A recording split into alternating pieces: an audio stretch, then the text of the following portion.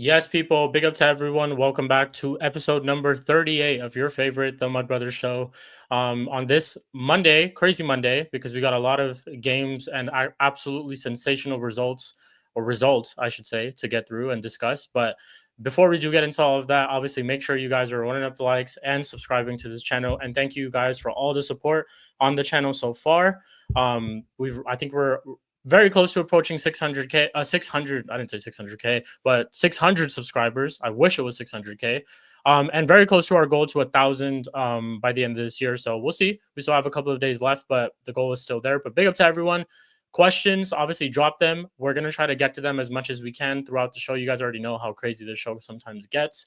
I can't even guarantee you on how long this is going to be because I don't even know myself. But yeah, drop your questions in. Obviously, we are monetized on the channel now too. So we do have super chats as well. And super chats, I will get to your question through everyone. Even if someone is basically talking, I will get to your question pretty quick. But without further ado, let's go ahead and introduce everybody. So along myself and the other two clubs part of the panel who did get 3 points today, this weekend, we do have man like M. De Niro in the building, scoring 5 past Southampton, getting their manager sacked. Yes, M. De Niro, bro. What are you saying? Brother, calm down, bro.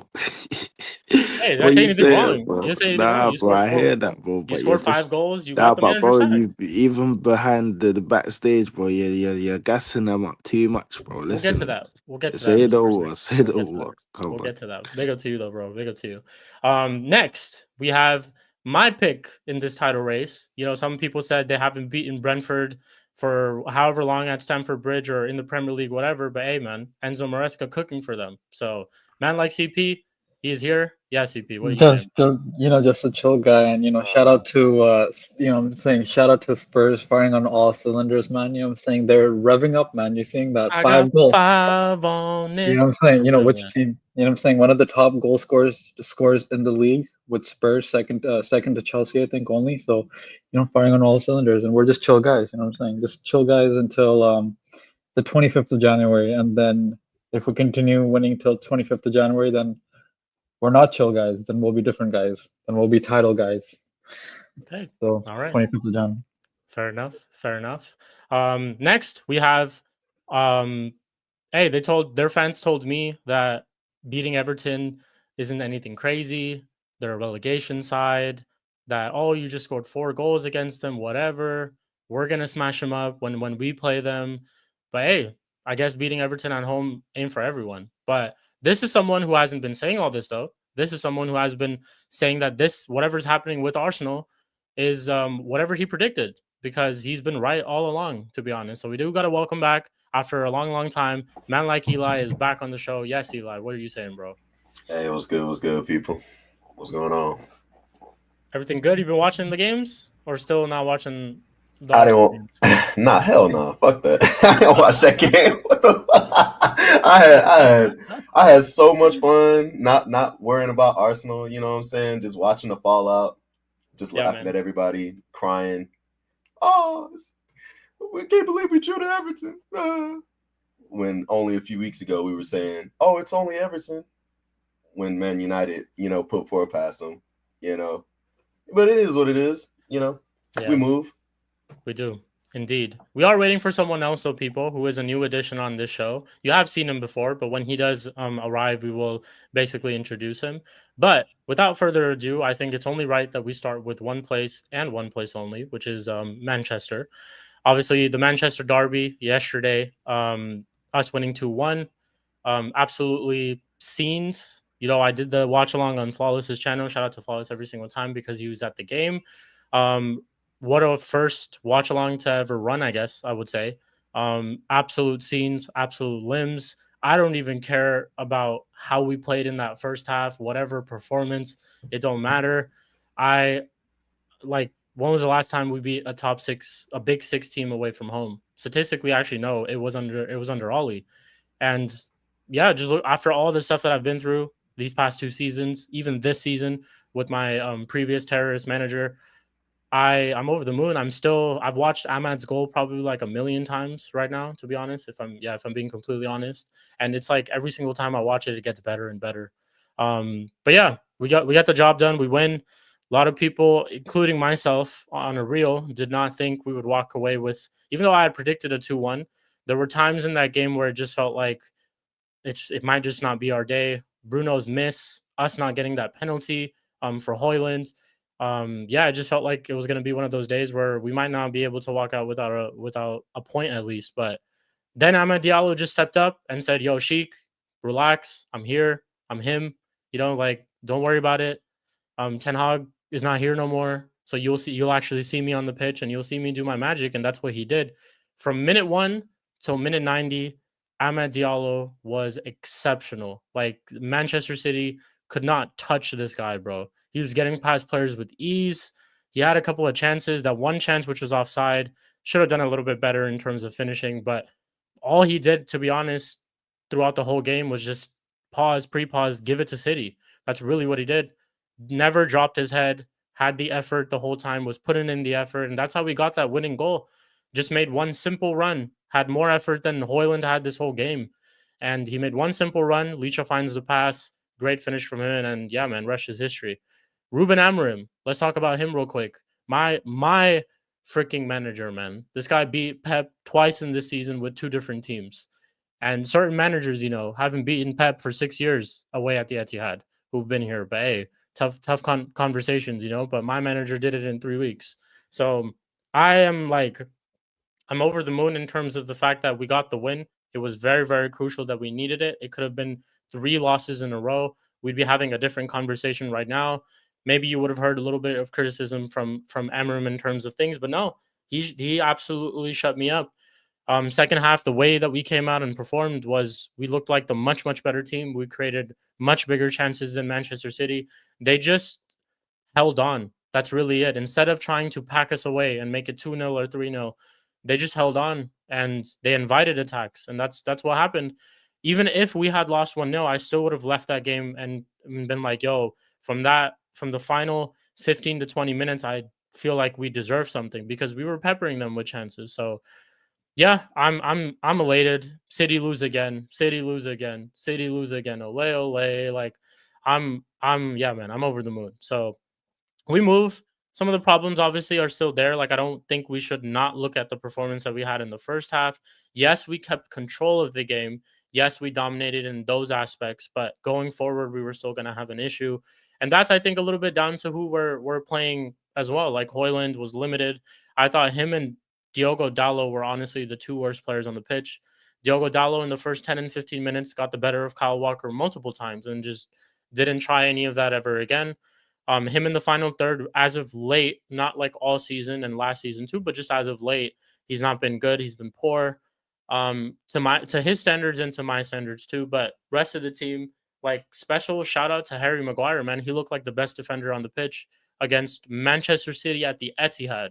Like, had I said this a couple of seasons ago, y'all would have been like, yo, Sheik, you're waffling. But this is an example of what a manager could do or what a different type of system can do. And I know it's City, who've been 1-11 and they're in bad form. Under Ten Hag, with all that being said, we would have probably lost this game, and we probably would have lost this game in the first half. So, yeah, that's what I would say about this performance. Ruben Amorim, here we go. Obviously, I'm going to judge him more based on in the next season, like I've said time and time again, but I'm so excited to see what he could cook when he has his players. Also, very, very big dimension. I almost forgot about this. I also want to credit my manager for dropping Rashford and Garnacho before this game, because I know previous managers wouldn't have made that big of a decision. And now I'm hearing today that Rashford is looking to be sold in January. So this is the ruthlessness that I was talking about.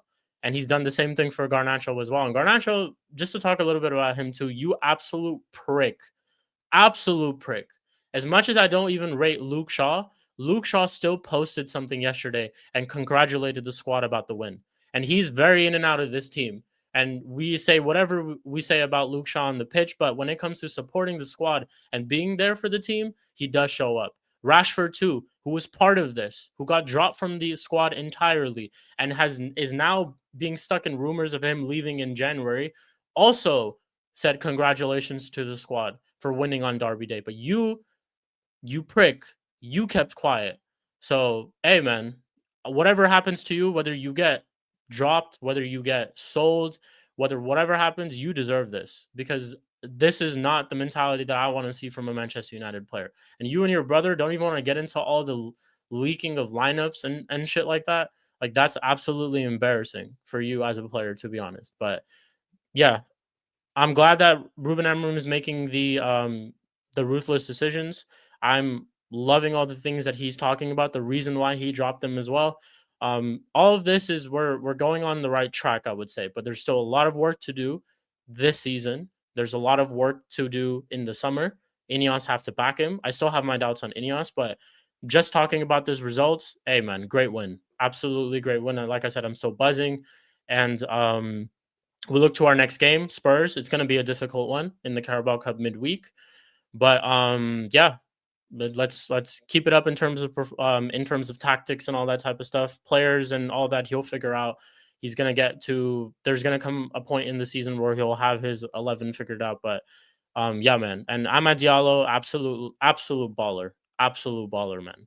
And we've been telling you about this, and it's an absolute shame that Ten Hag didn't believe in this guy. So it is what it is. But I'm going to let the rest of the panel cook. CP, we'll start with you because you were one who was begging me to get a result this weekend, and I did you a favor. So go on, man. Floor is yours. Talk about Manchester City and Man United, man. Yeah, to be honest, as a neutral Mhm. for 87 minutes, that game was the most dead, boring, shit game from a neutral point of view I've fucking seen. Okay, obviously Manchester United were the ones pressing more, that's for sure. But man, you guys were offside so many We times. were. That's Diallo true. had a decent game, but there was 2 to 3 times Diallo alone was offside. If you Yeah. just looked at the line, you guys could have actually done something more than that. Would have been an exciting game. Mhm. But it's just that this young, experienced team, at least up front, because they are very much that, just couldn't hold that together. But a great comeback from you guys. Great job by Diallo again, crushing Man City's hopes in the span of what, 6 months, if I'm correct, 7 months now Mhm. technically. Mhm. He's been amazing since Amrin's come in. I think he's had like 7 goals and assists in 7 games. Yeah. Um, so yeah, and he's working in any position you put him, right? In the 10 position and as a wing back. So it shows his versatility, and it's going to show that you guys need to give him the contract extension for the future because he should be at least one of the pieces you should be building this piece around. I mean, this team around. Kobe Mano's still an iffy one for me, to be honest. Not because Mhm. of him as a player, but him working in the system long term for me personally. Mhm. Because Ahmad fits this system perfectly. He works as a wingback and he works as a winger 10 Mhm. because he likes his 10s to be pacey, to attack spaces, and Mano doesn't have the pace. That's the only issue I have with Mano. But other than that, good game by Maguire, good game by the back line.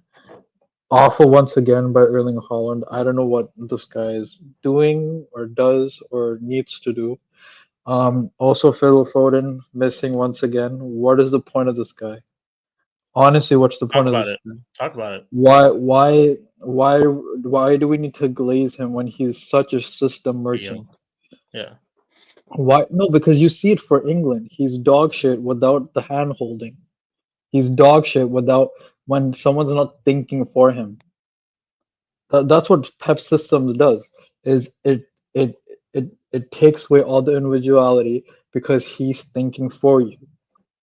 Because he puts you in spots, and that's the only thing you got to remember. So what's the point of it? Like, what is the point? Now you don't have individual brilliance of a Rodri coming in late to strike the ball and bail them out. You don't have a KDB anymore doing those things anymore too because he just doesn't have the pace either or the stamina or the longevity. And I just gotta say one thing. So pre-pause. So I'm just gonna caveat Here that we go. pre-pause. Here we go. But one second, let me just get this right up. So the thing is that it's crazy how this guy Pep Guardiola just doesn't know what to do when he doesn't have daddy's money anymore, bailing him out. Okay.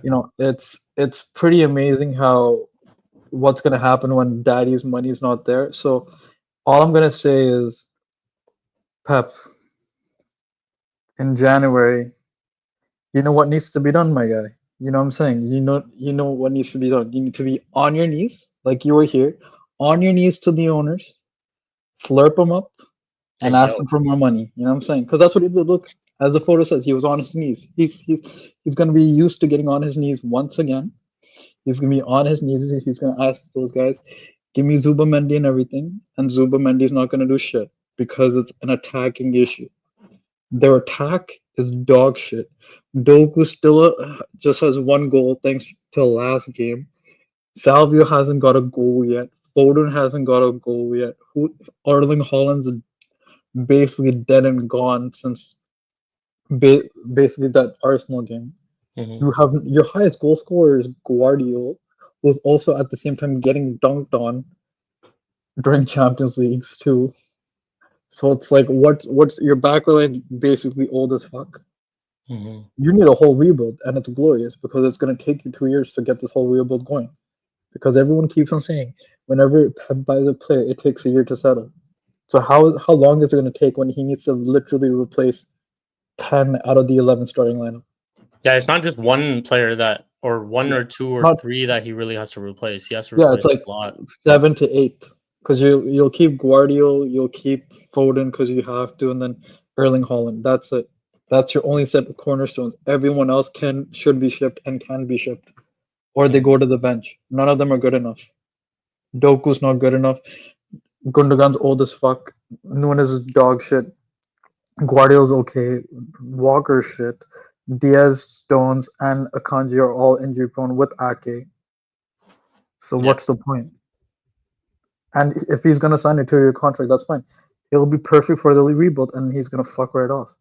So we're gonna see if he's gonna do the thing that so many managers have done and deal with adversity for once in his life. And right now, he's not doing a good job. He's really not doing a good job with adversity at all. He was waving hi to the camera during halftime. Yeah, you can wave. If that was a high you were giving to your hairline in your 20s, I guess that high doesn't mean jack shit, dude. Because you're done, buddy. I think he's done. I think he's hitting that. I think he's hitting the Mourinho 2015, 2016. Me and Prime were talking about this yesterday. We talked about this yesterday. Yeah. Yeah, it's literally sounding like Jose 2015, 2016 season. Like the season after we won the league with them. Yeah. It's time I'm to gonna go. I'm gonna ask this question to everyone after everyone gets their thoughts on like the game. It's gonna be like a whole panel discussion basically. But yeah, we'll move on to San Deniro. Your thoughts on the game as well. Did you watch the game? City and United? I didn't really watch the game too tough, but I just Mm-hmm. caught the last bit, which was the Diallo goal.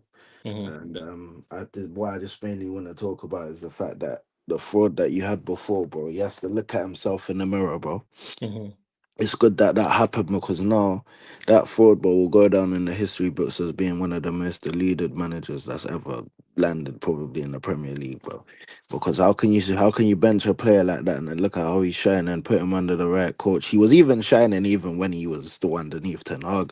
Like it wasn't Mm-hmm. even like he wasn't shining, but now you're just seeing the difference in that shine. And then I can't lie, I put it I was saying it in the chat in Sarcasm City TV. Yeah. I was saying that, bro. You know, normally everybody says, "Oh, City will bounce back," bro. I'm not gonna lie, bro. I'm gonna make a statement from now. I can't lie. I think they're mudded, bro. I think they're actually mudded this time. Like it's not gonna be like how it was last time because I've been saying this too, bro. And people have they're been calling mudded, me bro. crazy Yeah, though. nah, they're I've mudded, been bro. saying this from time that it's different. It's We different haven't this time, seen this Pep at any club, let bro. alone City. I'm At telling you, bro. Barcelona, at Bayern, we haven't seen this. So yeah, This go on. is You're cooking, bro. You're cooking. yeah, no, I'm just saying that yeah, they're mudded this time. Like there's not gonna be that revival that I see that they normally have, especially the fact that there's no Rodri, bro. I'm telling you now. Like the fact that there's no Rodri is a big part in that. And then on top of that, I've seen the way Pep has been moving recently. And it's even looking like he's going through. Obviously, I hope wish him the best, of course, if there is something happening. But it looks like he's going through a crisis himself, bro. Because I'm Yeah, seeing bro. videos on social media of him trying to fight people on the street. Like literally, like on the street, bro. He's walking. He tried to get into a fight with a local fan. I don't know if it was a Man City fan, but he just that's not a Pep character. You understand? That I've seen from even the point of the scratches on the face that he claimed obviously he did to himself. But this is what I'm saying. So for me, I think this is deeper than just football. You understand? Because for a manager who's such a tactician like that, like in life, it gets to a point, bro. I'm not saying this is the full point. Maybe me and Sheep may be wrong, but from what it's looking like to me, bro, I think this is real mudded, and this ain't like the mudded we've seen in the past other seasons, in the last 2 seasons, let's say, where people thought, oh, they've fallen off and blah blah blah. Like this one may be the real not fall off, but just not that 10 that 12 10 game run that they normally do, because the amount of games they've lost, they've never done this before, so especially in a row as well.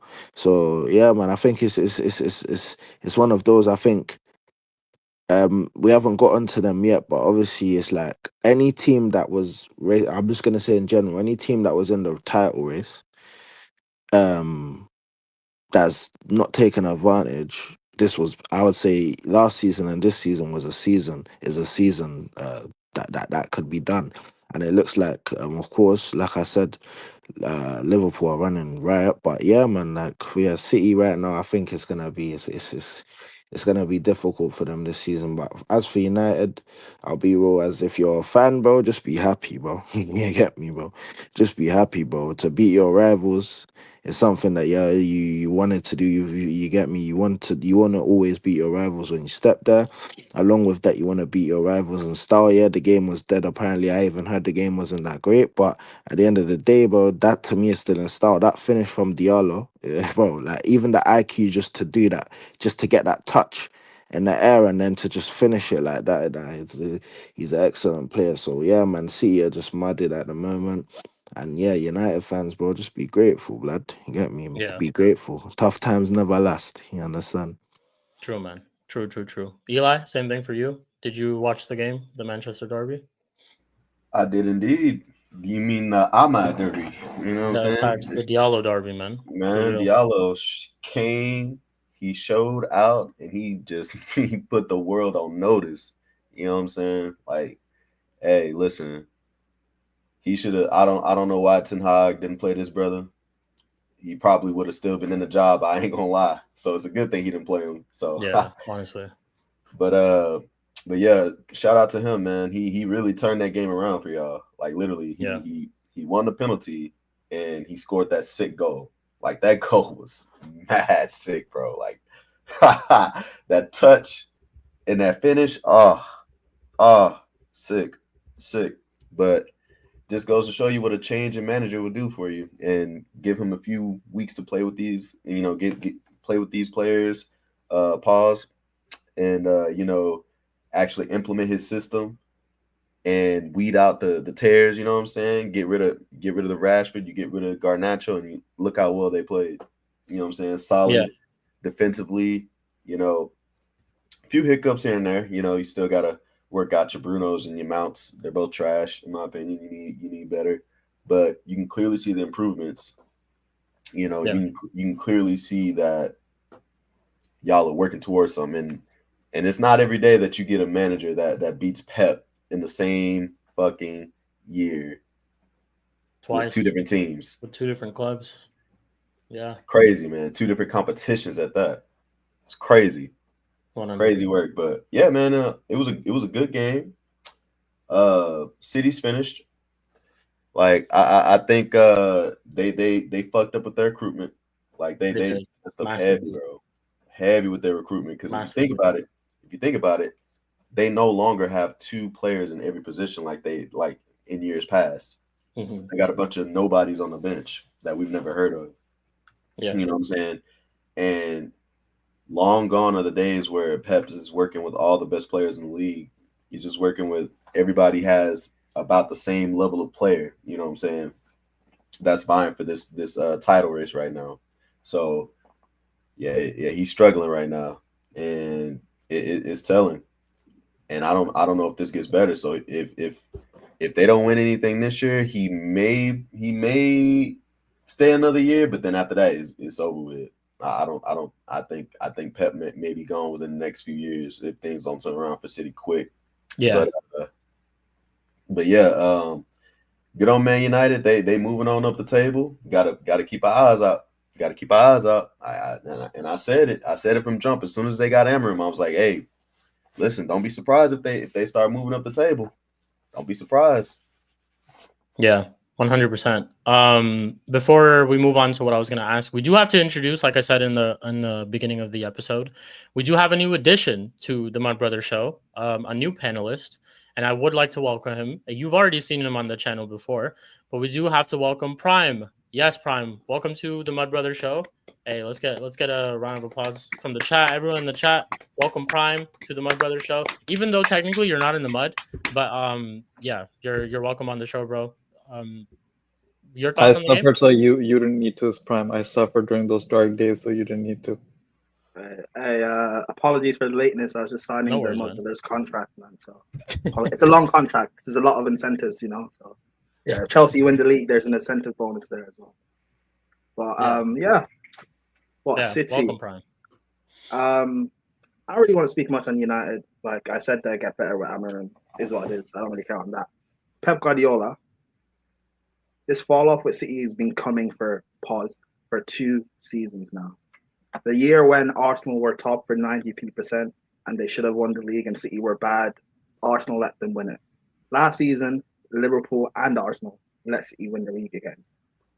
Their squad, this myth that they've had 2 players for every position, they've had a small squad for about 2 years now.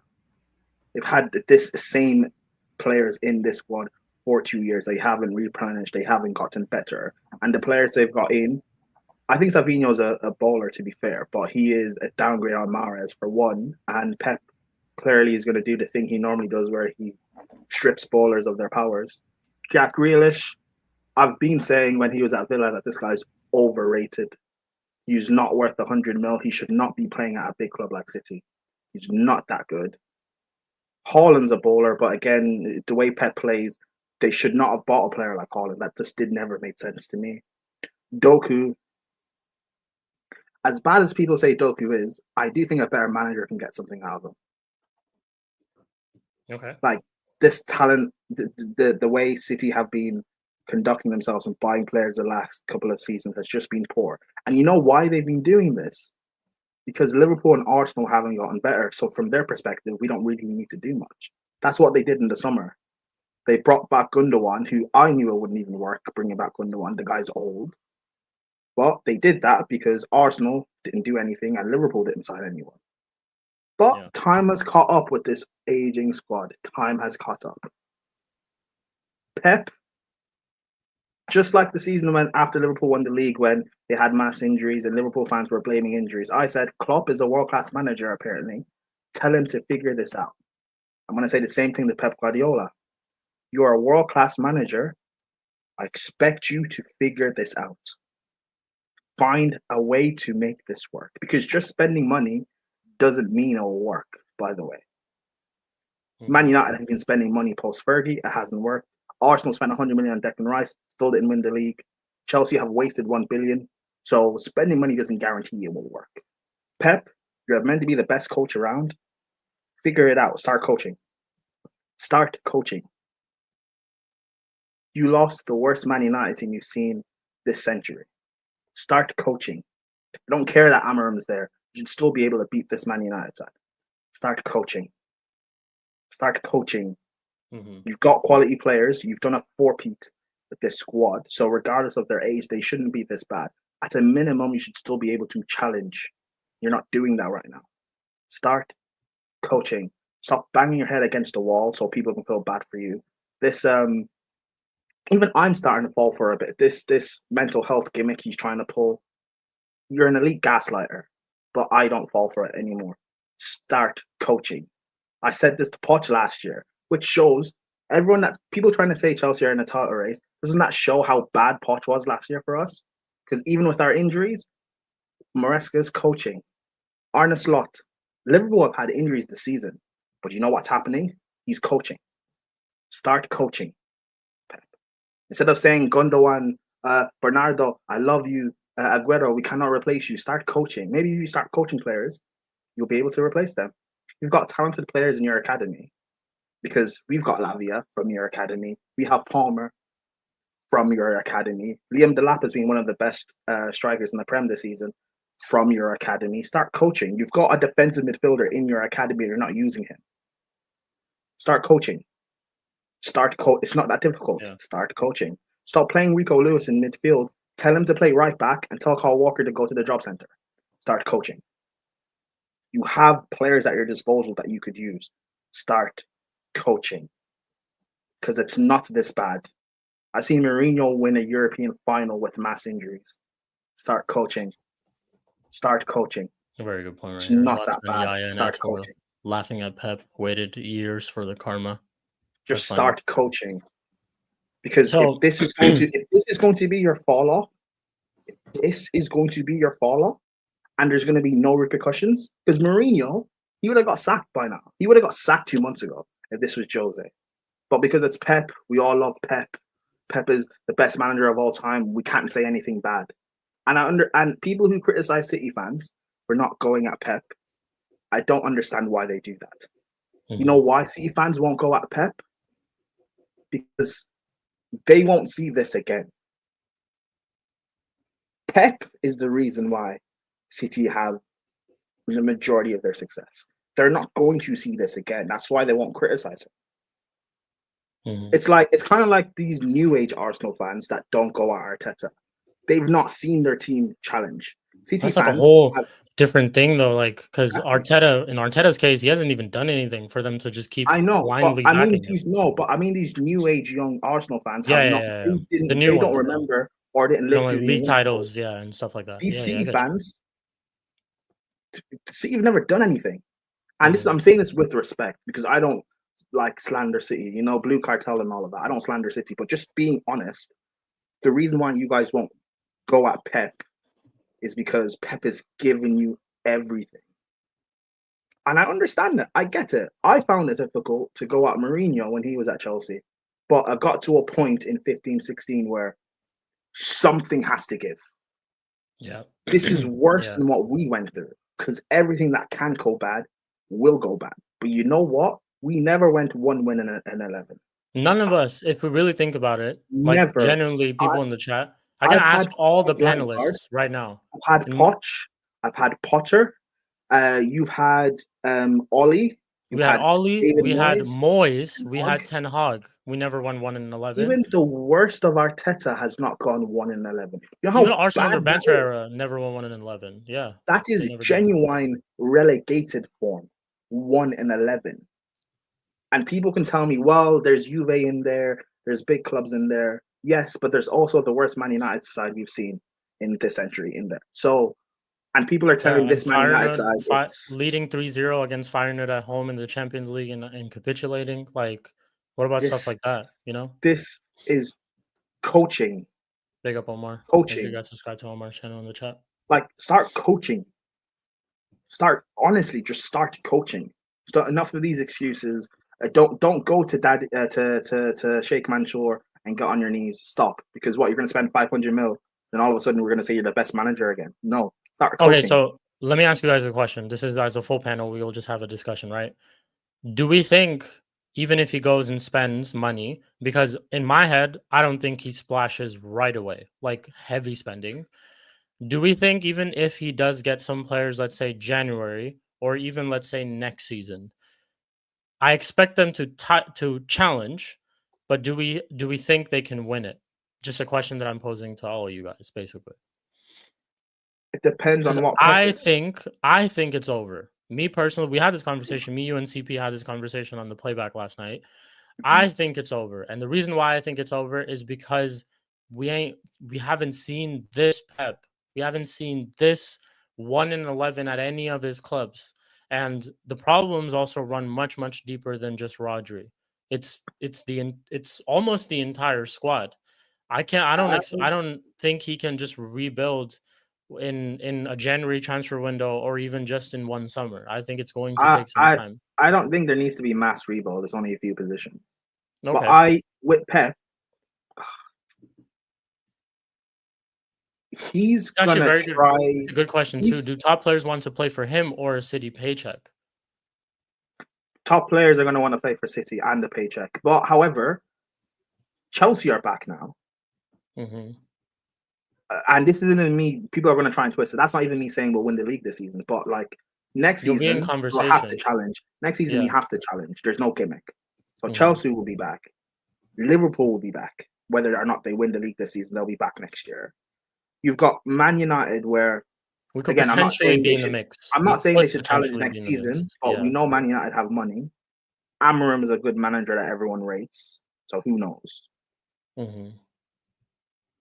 And you also have the likes of Real Madrid who can buy anyone, Bayern, Barcelona. You like Pep can't just have monopoly over all the players anymore. They're linked to the likes of Florian Wirtz. Well, why not? Why doesn't he just go to Real Madrid? Because Alonso's going there. Like what? Why do we just assume? And also, we talk about the talent pool of quality players, but everyone keeps telling me that football nowadays is much worse than it was 5 years ago, 10 years ago. So Pep can't just find another Kevin De Bruyne. Those are limited. That's why he has a Doku right now, because you can't find another Sane to come in. You like the talent pool is shrinking, and City can't just splash their way out of this. They shouldn't have to. Their squad is still good enough to challenge this season, by the way.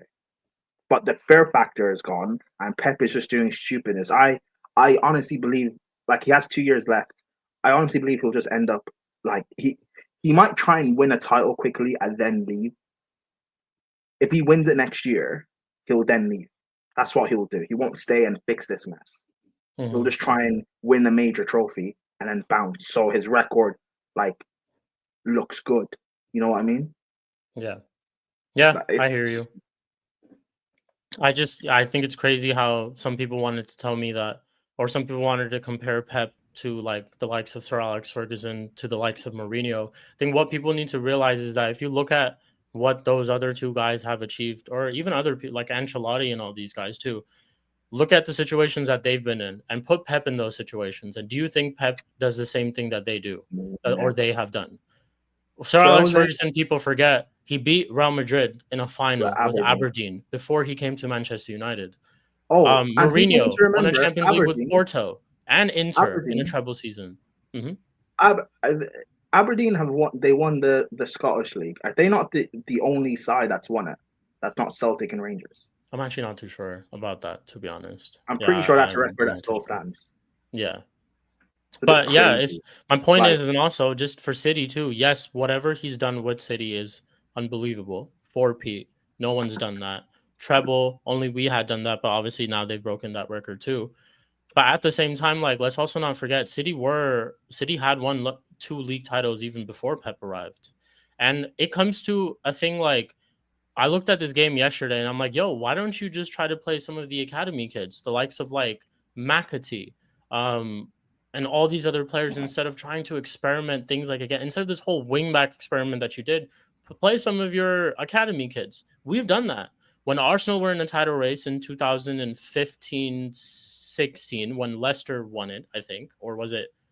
Yeah, or was it? Yeah, I think it was 15-16. When they were in the title race, I don't know if you guys remember Arsenal versus Man United at Old Trafford. We played a bunch of kids on the pitch, and everyone was like, Arsenal's going to win. Arsenal's going to win. They're going to steamroll over us. That's when Marcus Rashford I think that was like his first Premier League game, and we ended up beating them 3-2.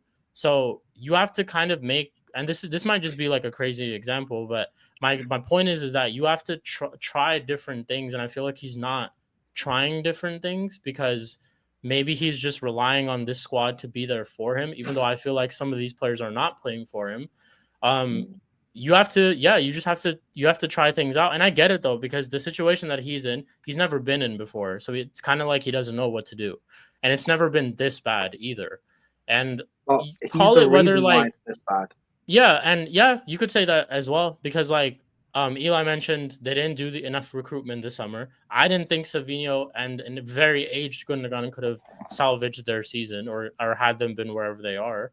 But yeah, it's like to what extent are we going to just keep looking at like the team and when are we actually going to start blaming the manager too for the situation that they're actually in? And I've been doing this for a while, and I've been on this thing where I think he's finished. I actually think he's finished. Liverpool are top of the league, right? 2 points ahead of Chelsea.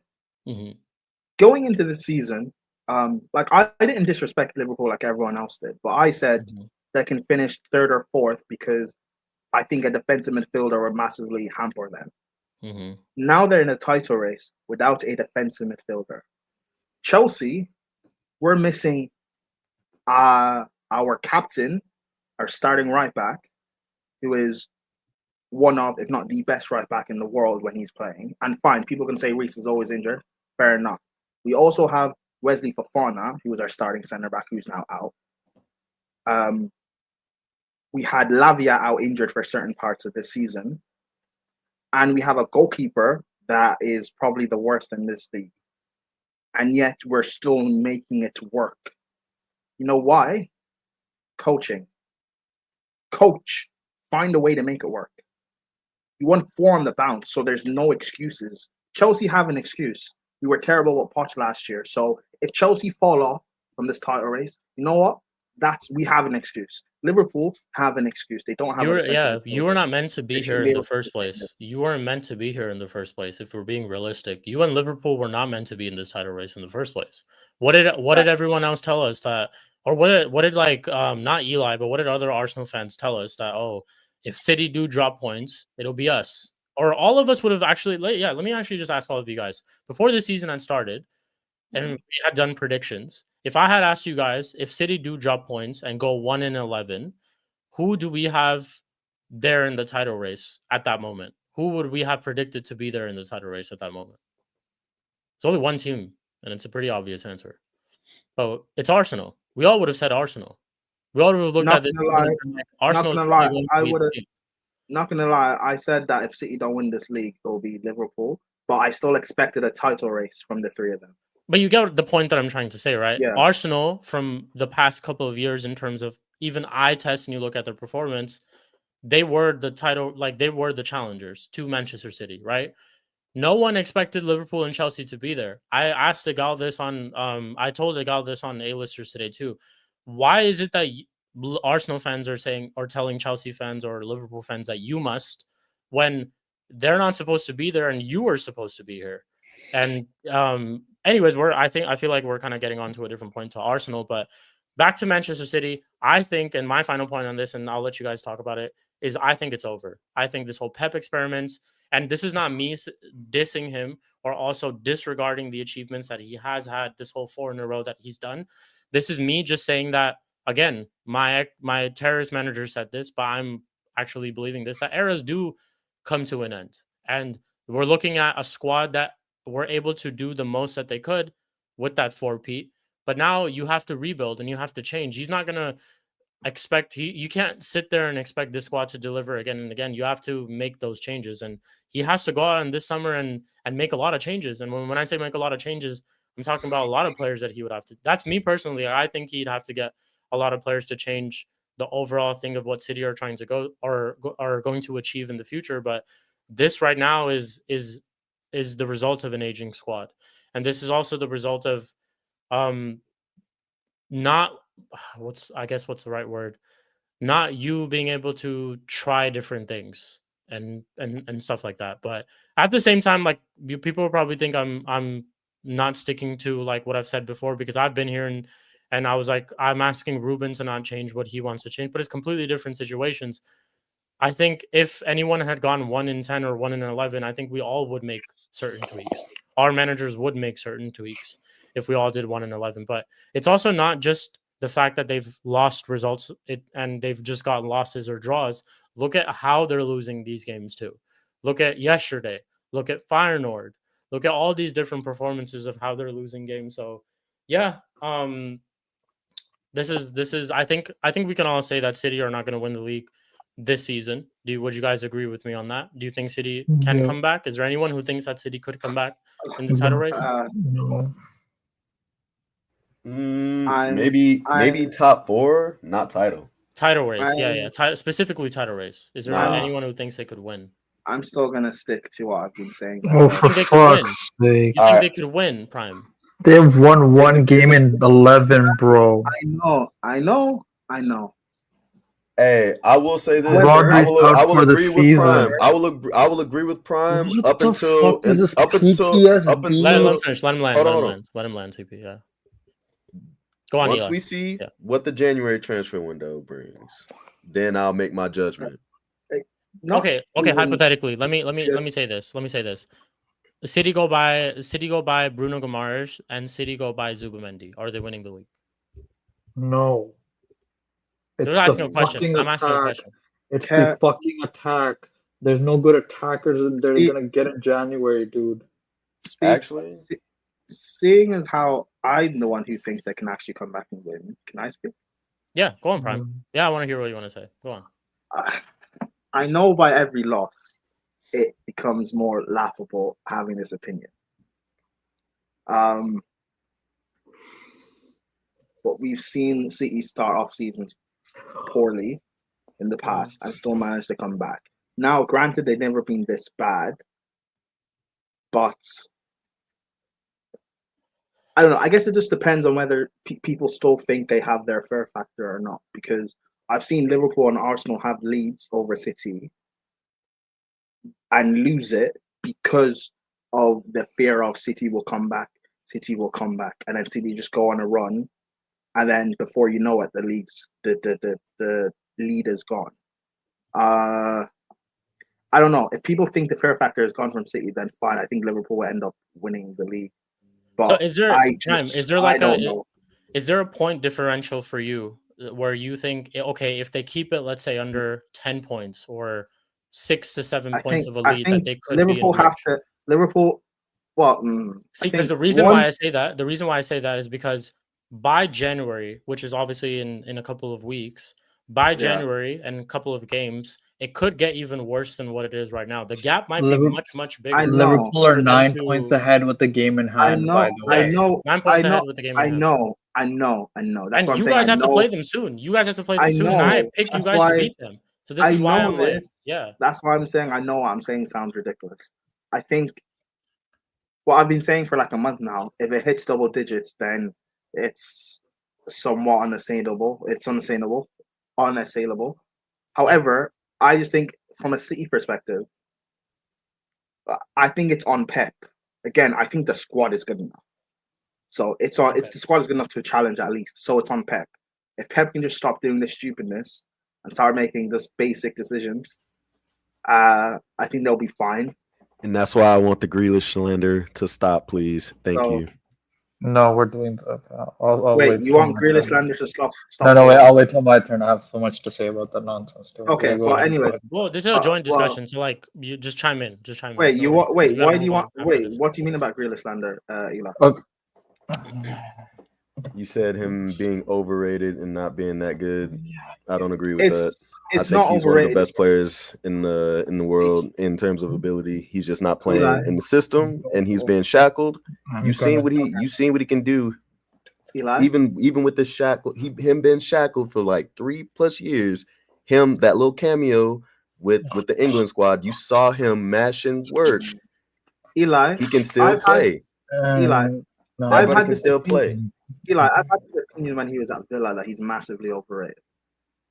Fair, that's fair. So it's not a City your thing. Opinion. Yeah, it's not a Pep shackle thing. I think he is massive. I think if he was at Spurs, then fine. But him being at a big club, he shouldn't be there. He shouldn't be there. I'd be so I disagree. I kind of agree with both you guys, though. I feel like, I kind of agree with like both Eli and Prime. Obviously, the price tag that's put on him, the 100 million, that doesn't help him at all, because that's at that time what he was pretty much the most expensive player in the league, because it was more than Pogba at that time. So I don't care about price tag. I'm talking about the fact of people overrate his ability and what he can do. I know he made a difference at Villa, but Villa at that time were a relegation side. I expect him to make a difference at Villa. But jumping from Villa to a title-winning Champions League challenging side, you're seeing him be exposed for what he is. Like, I get Pep like negates a lot of players' ability and stuff. But like, he's not a Mahrez. He's not Savio level talent. He's not. He's not. I don't that know, level. bro. I don't know, bro. I think you're massively overlooking what he can do, bro. Let me. You know what? You put him under any manager that lets him flourish. You will see his true ability once again. That dude is a game changer. I just want to say as well, Jack Grealish has not scored a goal for a year. The last time he scored a goal was September 2023. I want to first talk about this Pep, and I have so much to say about this Jack Grealish overhyping. Go on, TP. So first with Pep, stop with this freaking PTSD, like you've been locked up by them and you finally come to embrace them. I forgot what the symptom is or syndrome is, where you're like kidnapped and you stay with the kidnapper and then you embrace them after a while. We're not doing this. Thank you, buddy. Thank you. Yes, stop the Stockholm syndrome nonsense. They have no attack. They can buy no attackers in world football in January that's available to them. It's not like they're gonna buy Gyökeres, because Pep's known for doing a 2-striker formation. That's gonna work. Yeah, Osimhen's so gonna work in that Pep formation with 2 people who are bad at controlling the ball properly. That's gonna work perfectly fine. No wingers they can buy in world football. That's good enough. He's not going to do 2-striker formation. Focus on Pep. We didn't have to do that. No. I know, dude. I mentioned Gyökeres first. I mentioned Gyökeres before Osimhen. I'm just naming the people that I know could be available in January by knowledge, right? And it's like you're not going to get you're not getting Kudus until the summer, buddy. There's no attack. The problem is it's Erling Haaland and no one fucking else. Literally, all their attackers have 0 goals, and Doku has 1. What are we doing? Who cares if they get a Zubamendi? Who's fucking putting the ball in the back of the net? And also their center backs are all injury prone. Every single one of them that's not named Guardiola's injury prone. Ake injured again. Stones always injured. Stones shows up for freaking 15 to 13 games a year. Ake is injured again. Akanji's injured again. Diaz is injury prone as well. He's very on and off every season. They're not young anymore. They're all like the youngest one I think is Ake. That I'm not counting Guardiola at 28. What are we doing? They need a whole rebuild, and you can't even you can't even trust their scouting. I'm looking at literally the year after Erling Haaland, so not even this year, last year. I mean, when they won the league last summer. Guardiola was the only decent signing. They signed Matheus Nunes for 62 million euros. They signed Jeremy Doku for 60 million euros. They signed Kovacic for 30 million euros, who's average backup at best, Kovacic, at the age of 29. They got this Echeval kid that they have on loan to River Plate, who's only 18. And they had Jan Couto in their books at 22, who's doing great for Girona, who they decided to let go to Dortmund and not have a decent right back. So their scouting has been, and this summer has been even worse. Their scouting is dog shit, even with the money they're spending. And then let's get on to this overhyped Jack Grealish nonsense, man. He had 2 games that were good for England against fucking fucking Ireland. It's England. What do I think is gonna fucking happen? You better have a good game. It's fucking Ireland. When you have Jude Bellingham, Harry Kane, fucking Cole Palmer, Gordon, and everyone in the squad, you better ball out. That's the least I can expect. Hold on, CP. Wait, Eli, is that the game you're talking about that Jack Grealish balled out in against Ireland? Yes. That's the game. That's the games he's been balling out for England. He's been Ireland, because I've checked the past games that England. I have something to say about this, but I'll say it after. Yeah, I've literally checked the games. I literally have checked the games where he started. He didn't start against Greece. He wasn't in the middle for Greece. It was Gordon again. So the games he's talking about is that Ireland Greece stint. Fucking Greece. In 2024, we're hyping up. Yes, with their amazing striker of who the fuck knows. This is what we're hyping up after 3 years when this man hasn't scored a goal in a span of 365 days. But all right. So let me just say this. Long gone are the days where people just appreciate what people do on the pitch. It's all about goals, and assists. He hasn't scored 1 goal in a fucking year, though. I'm not even saying bro. He's not a striker though. He's not a striker though, is he? He's not a striker. He's a creative midfielder. He's a creative midfielder. Mudryk has. Enzo has more goals. Cassidy, my backup, has more goals in a fucking calendar year. Okay, Scored more than zero. That's Zero. not Grealish's game. Grealish is not a goal scorer. He is a facilitator. Sancho isn't a goal scorer. He scored Has me a 2 point goals in the guard. past 2 games. He's not a goal scorer, technically. He's not someone who gets you 10 to 15 goals in a So season. same with Sancho. He scored me 2 goals this season. He hasn't scored a goal in 365 days. That's what I'm saying. Not this season. 300 a fucking full year. Okay, it don't matter. How many greats have gone years without scoring, but they do everything else? There hasn't been any great who hasn't scored one goal. No, let's be fair. CP, let's be fair, because Hazard went a year without scoring. Hazard is a great. Jack Grealish is not a great. So no, wait. Hazard did not go a full year without scoring one fucking goal in the league. No, I know. CP, I'm humoring. Well, his was based off of availability. That's fine. He was just That's fine. injured. That's fine. Yeah. But Jack Grealish, he's not a great. He's not even a good. Okay. Okay, so let me ask you, Chelsea guys, this to back Eli's point about like Pep ruining players, right? Let me take Cole Palmer for an example, because BX Gunner actually said this in the chat.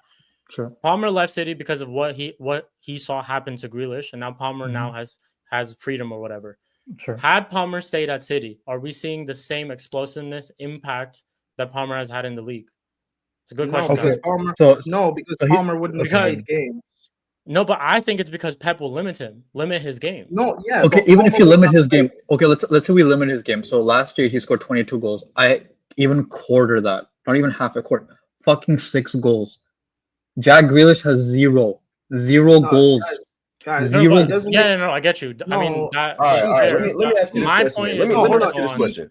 Hold on. Let me ask you this question. It doesn't make a difference. It doesn't make a difference because Palmer is from City's academy, and we know Pep very, very rarely plays academy players. Palmer would not have got any game time. That's irrelevant.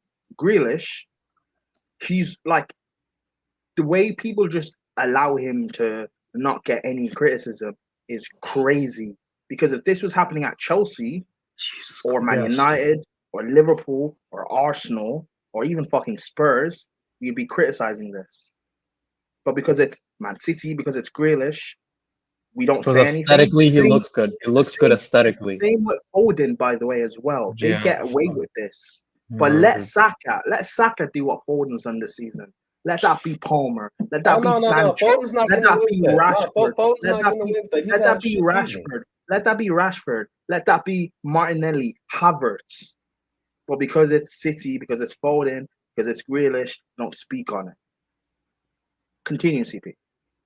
No, go ahead, Eli. I think obviously this is a big you know what? I'm done. I'm done because we're just not gonna agree. Yeah, we're just gonna agree. We're just agree to disagree because we'll just talk ourselves. That's fine though, because that's because it's like people view the game different ways, which is not wrong. Like it's just how people are. I view the game differently as compared to maybe Eli or Prime or CP or Enzeniro, which is fine. And I think on the panel too, like we've had like discussions about different players.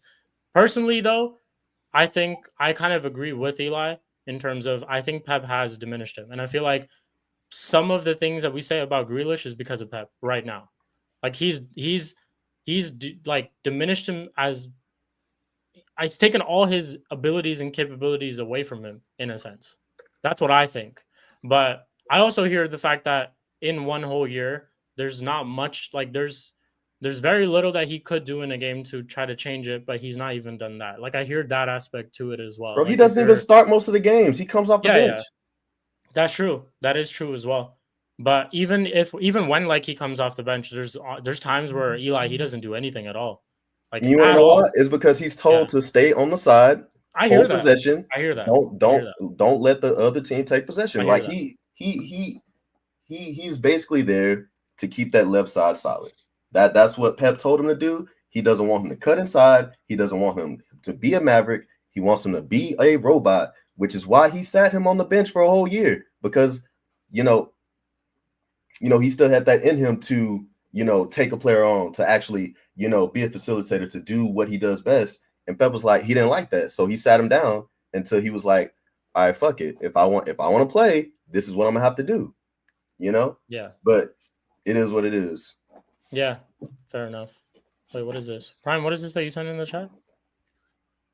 Sorry, it's for Chelsea.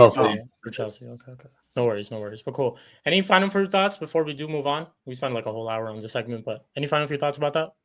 Oh From any of you no, guys? good game. Yeah, City in the mud. good one for you guys. Yeah, Good man. one for you guys.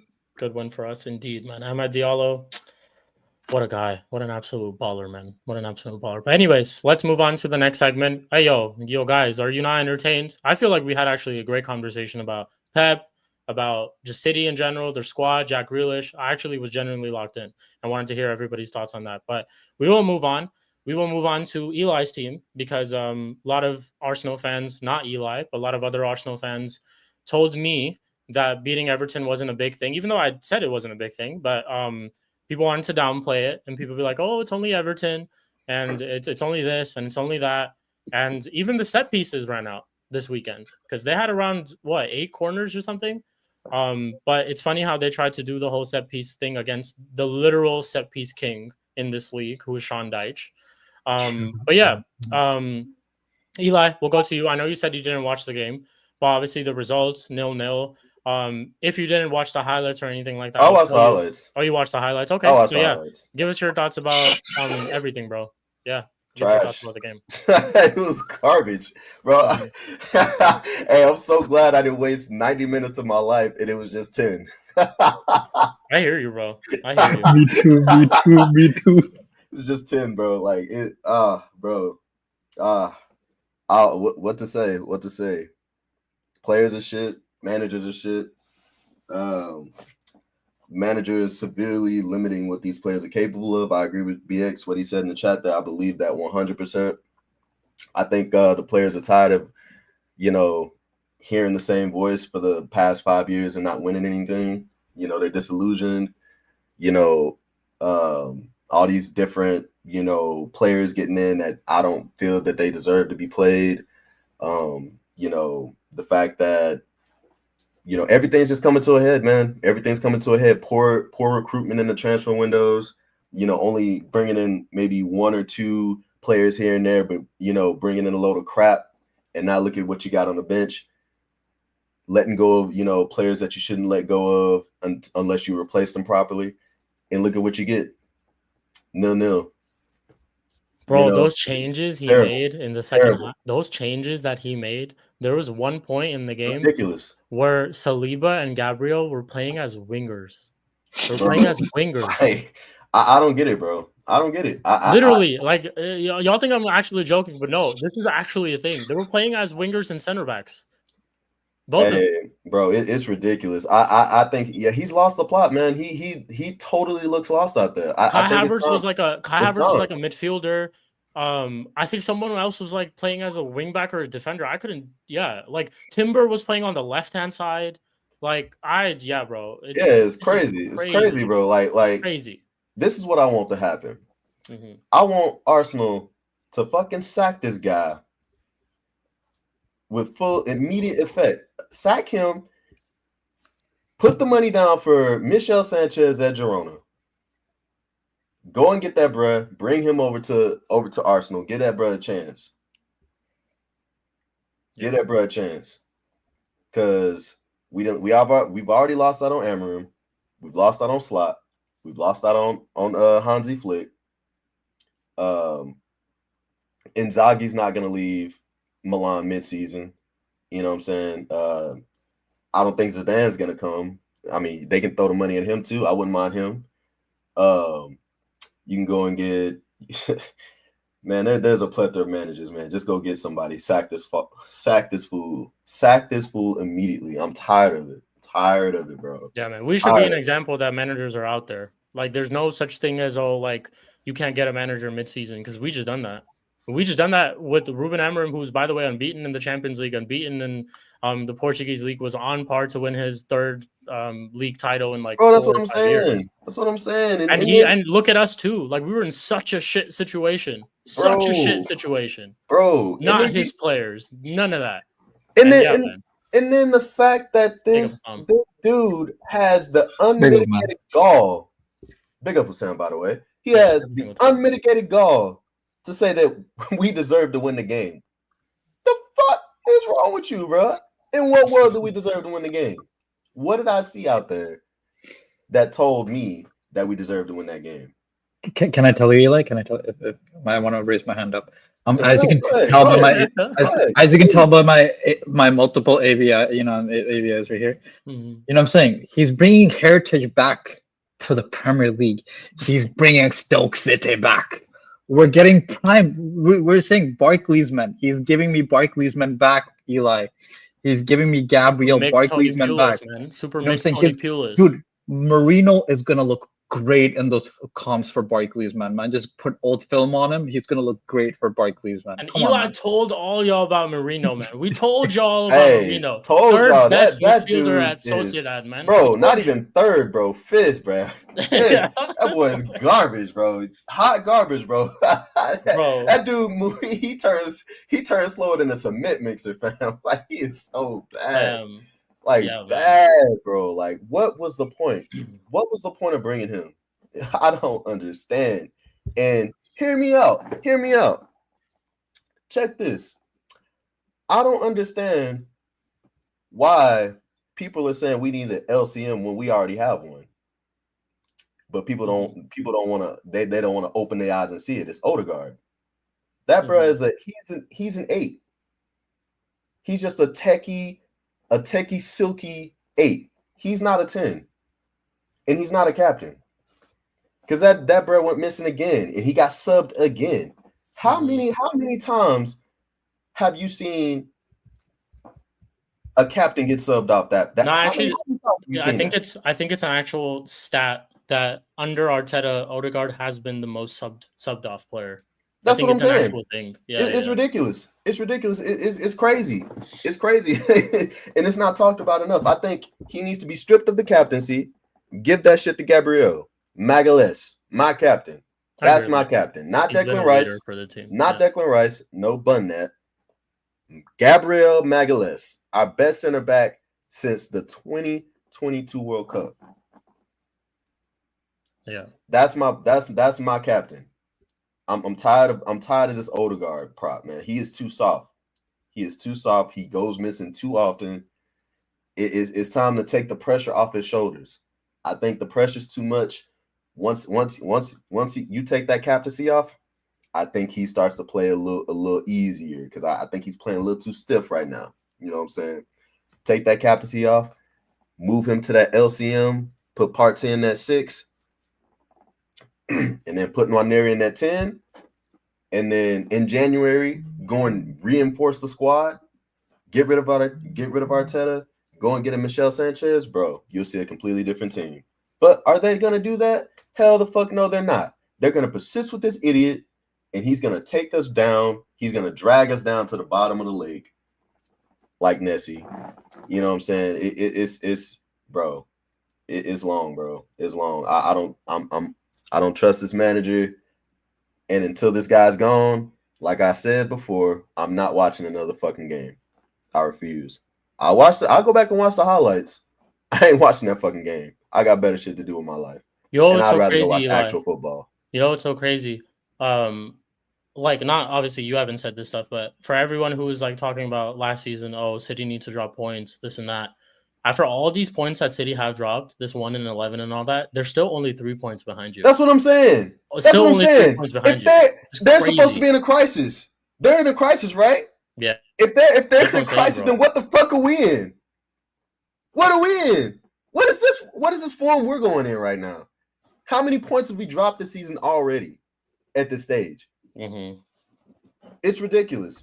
And people are people are finally starting to wake up and smell the coffee, but it's a little too late because it's looking like this season's is getting a little it's a little too late. It's a little too late. Like we have to be near flawless to do what people are thinking that we want that we're supposed to be doing, quote unquote. You know what I'm saying? Because we're supposed to be challenging, quote unquote. Mm-hmm. We're supposed to be.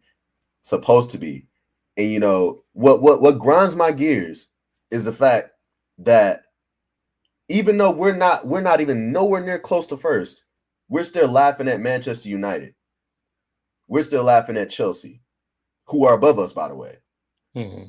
Still laughing at Spurs, who have a better offense than we do with worse players. By the way, You know what I'm saying? We need to wake up and we need to stop looking at other teams and look at ourselves. And we need to look at this manager and try to get this motherfucker out of here. And we need to start looking at these owners and putting pressure on the motherfuckers and trying to pressure them into doing what Chelsea's doing. Pressure them into doing what Manchester United's doing. Because they're only going to go up. And you seeing it. You saw it the other day. Manchester United just beat City. They just beat them. And they basically played them off the park. Arteta hasn't done that in 6 years. That's what I'm saying. Hasn't beaten Pep at the Etihad. Hasn't beaten City at the Etihad. And then you see Chelsea playing this beautiful football. They change managers, and all of a sudden they playing better football than us, and they're above us. You know what I'm saying? Because they made the moves necessary to move forward and to progress and to actually challenge and to actually try to win trophies. And y'all are trying to y'all are barking up the wrong trees right now, my friends, my fellow Arsenal fans. Y'all need to be looking inside and stop looking outside. Start focusing on the team. Start focusing on this manager. Start focusing on this ownership, putting pressure on them owners to do what these other clubs are doing. And then maybe you'll start seeing results. Maybe you'll actually start seeing them actually try to progress. Maybe, and then maybe we'll actually be able to puff our chests out. But all this puffing our chests out right now needs to stop. It needs to stop because we in the mud right now. And y'all are we're too blind to see it. I don't know why. I don't understand why. We've been in the mud for 20 years. 20 plus years. 20 plus years and nobody said a fucking word. Nobody's up in arms. Nobody's trying to put pressure on his owners to do what is necessary to actually start winning titles again. Start winning these major trophies. FA Cups, all good. Carabao Cups, all good. But you want to win the major trophies if you're trying to be a big club. If we're supposedly one of the top 3 clubs in the country, why aren't we making the moves like we are? We're not moving like we are. We're moving like a mid-table club. Jobs for the boys in that. Like, for real, it's ridiculous. It's ridiculous. And you over here, y'all have the unmitigated gall to turn your nose up at teams doing what it takes. Why? Instead of looking inside and trying to fix what's inside. I know y'all heard the saying, sweep around your own front door before you sweep around mine, right? That's what we need to be doing right now. We too worried about what other teams are doing, and we getting lost. Get yourself. And now look at us. Now look at us. Look at us. Now, we drew. Now you want to cry. Now you want. It's too late now. It's too late now. It already happened. The season's basically over. Now you want to cry. Cry more. I've been saying this from jump. Y'all should have been with me, and maybe we could have got something done. But no, it's too late now.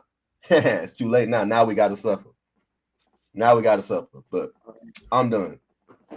Fuck Arteta. I'm done with this guy. Go on, Brian. You say it's a problem, but from a lot of your fans' perspective, it's not. Because a lot of the new age Arsenal fans, and by new age, I mean, well, first of all, I don't really know how old Eli is, but I'm going to assume you're at least maybe 5 years older than me. I'm about 30. Okay, yeah, so I was right. You're in your 30s. A lot of the new age Arsenal fans, by new age, I mean the younger ones, guys who are my age and younger, haven't seen Arsenal actually be successful for a sustained period of time. Like, you last won the title in, 04? That's 20 years ago. 20 years ago. Someone's 20 years old now, an adult. They've not seen you guys actually be successful. So for what you guys are doing this last 2-3 years under Arteta, the reason why they're not up in arms and complaining as someone like you who would be, or someone like, say, a Lee Gunner, for example, or a TJ, is because you guys are much older. You've seen the success. A lot of the younger guys H is like 17. H is like 17. Yeah, 18. He hasn't seen exactly. anything. So an Arsenal fan who is H's age this is Arsenal's most successful period. That's why they're so happy and they accept it. They don't know what success actually is because they've not seen it. They're not lived through it. Yeah. That's why they're able to just accept this. Because Chelsea are bad, United are bad, Arsenal are challenging, so we must be good. Because they've managed to use this excuse of, oh, well, no one can beat City. City did a 3-peat. City did a 4-peat. No one can beat Pep. He's the best manager of all time. No one can beat Pep. Not knowing that Arsene Wenger was able to still beat Fergie, who is still the best manager that the Prem's ever had. Wenger, while he was good, still managed to find some sort of a way to do it. But Wenger also won trophies with the likes of Shamak and Bettner. Wenger found some sort of a way. But yeah, you guys have 100 million Declan Rice and you still can't find a solution to win a trophy. It's a bit crazy. People say this season Arsenal must win the league. Because I was listening to Sam's stream before this. I disagree. I think Arsenal must win a trophy in general this season. It doesn't have to be the league. It doesn't have to be the Champions League because realistically, you're not going to do that. You have to win a trophy to be able to justify all this bullshit to me now. The bullshit that Arsenal fans keep spewing of, oh, it's a process. Oh, these phases that we're in. Oh, Havertz is the second best striker in the league. Saka is the best winger in the world. Odegaard is better than Ozil. We have the best defensive partnership. Saliba's better than Van Dijk. Declan Rice is the best defensive midfielder in the world. All these things that keep being spewed out. It's all well and good to get gassed about set piece goals and dark arts and whatever. I don't really care. Do what you want to do. But at the end of the day, you have to win. People criticize Chelsea back in the day for our defensive football in big games. But at the end of the day, I won us the Champions League. I won us multiple league titles. So I don't really care about the criticism. If you win, it doesn't matter how it's done. It doesn't matter if you play tiki-taka. It doesn't matter if you play counter-attack. It doesn't matter if you play gegenpress. So long as you win, at the end of the day, no one cares about the style that's done. No one cares. The only reason you'll get criticized by your style is if you don't. You see the way we're criticizing Pep right now? 1 win in 11 games. It's because regardless of the style of play, you're not winning. If Pep had won these 11 games, we wouldn't be criticizing the style. So Arsenal, win something. Win a trophy. If you want to justify this Arteta thing, win a trophy. But and me personally, I disagree because I don't think it's just a trophy. It has to be one of the major ones. Reason why I say that is because you didn't build this squad, spend all that money, took all these years to just win one of those trophies. Oh, because you've already done it. You've already done it. Almost $1 billion. I know that. I'm not saying that's wrong. However, I'm saying I'm talking to the Arsenal fans who want to justify Arteta. If you guys want to keep justifying Arteta, you need a trophy to keep justifying this bullshit. I hear in that sense, yeah, I hear that. To justify this because, and I said this back when we spoke about City and with Pep. I said the reason why City fans won't criticize Pep is because he's given City their most successful period ever. Mm-hmm. It's the same reason why these new age Arsenal fans won't criticize Arteta because he's given you your best period as an Arsenal fan. Because you didn't live through the Invincibles. You didn't. So this is your best period as an Arsenal fan. You guys challenging for a title for 2 years. That's why you accept this. That's why you guys will happily gas up signing Mikel Merino in the summer and signing Calafiori instead of getting a striker and a winger. Because it's Arteta and we have to defend him. The same way City fans will defend Pep when he brings back and washed Gundogan and goes and signs Savio instead of replenishing the midfield and buying a backup for Rodri, who's been begging for over a year that he needs rest. Because you back Pep. And yes, Daddy Pep, yes, Daddy Arteta, whatever you say, you just listen to whatever he says. You don't have any critical thinking of your own. But whatever, hey, it is what it is. No one has to listen to me. I'm enjoying this, United have been trashed for a decade. Chelsea haven't won a league title in, 7-8 years. And you couldn't capitalize on your biggest rivals being ass. How embarrassing that is. Yeah. Hey, like I said, man, this is what they wanted. They wanted City to drop points, so why aren't you here? I keep saying this all the time. And Like, why aren't Eli, you here? sorry to say, but it's not going to get any better because if Liverpool Oh, win I the already league, I know, think he bro. knows it. Yeah, if, we know it. if Liverpool win the league, the excuse is, well, Liverpool have a title-winning spine that's done it before. You have world-class Hey, Salah, I got no world-class excuses. Van Dijk, world-class Alisson, world-class Trent. If Chelsea win the league, the excuse is, well, Chelsea have spent $1 billion. We have to win this league. Of course, we want it. They spent $1 billion. If Hey, City nah, you know come what, back, bro? if City come back and win this league, the excuse will be, well, Pep spent 500 million in January and he won a 4P before. Of course, he was going to do the 5P. Pep always does this. That's the excuses. The only way to break out of this cycle for Arsenal fans is if Spurs win a major trophy. And that's never going to happen. You know, 2019, that Champions League final, if Spurs had won that final, I believe Arsenal fans truly would have woken up. But because they didn't, Arsenal fans saying that I'll take losing the Europa League to Chelsea if it means Spurs don't win. That sort of mentality. Bro, Eli, I'm sorry because this isn't directed obviously at you. And if Oh, no. Hey, no. Trust. and If it offends anybody, that means that they feel some type of way. If we had a Gal on here, or someone like a Tony or a Babs, etc., I'd have a lot more vim. But because it's you, Same. Eli, I actually have like a lot more vim. You're cool. You're rational. I'm not saying anything to get you angry or triggered. Just Oh, trying to be nice. Trust. You know, I'm cool, bro. I know Yeah, what he I'm agrees. saying. Yeah, he We're always shit. agrees with That's us. my excuse. We're shit. But you Arsenal fans, listen. You thought it was bad when Chelsea won the Champions League in 2021. Don't let us win the Conference League and the Prem this season. Don't let us do that. Do not let us do that. You know how unbearable we will be. You know how unbearable CP will be. Because I don't think I'm even that bad. Oh my god. Honestly, I don't think I'm that bad. Cheek. Oh my compared goodness. to CP. Cheek. You hide. Manchester United fans hide, not because we're going after you. Just enjoy. We will be crashing on Liverpool and Arsenal like literally hell has turned over. I will be on a war cry. Yeah, don't crash on me. I gave you Sancho. No. I said we're not crashing on you. No. I'm saying we're not crashing on you. I'm saying go hide in the bunker because the war will be going on up above, and we will be crashing on these two. When I just think about the annoying Chelsea fans, when I think about CP, when I think about Lewis, Matisse, how loud they will be. You see what Chelsea fans are like.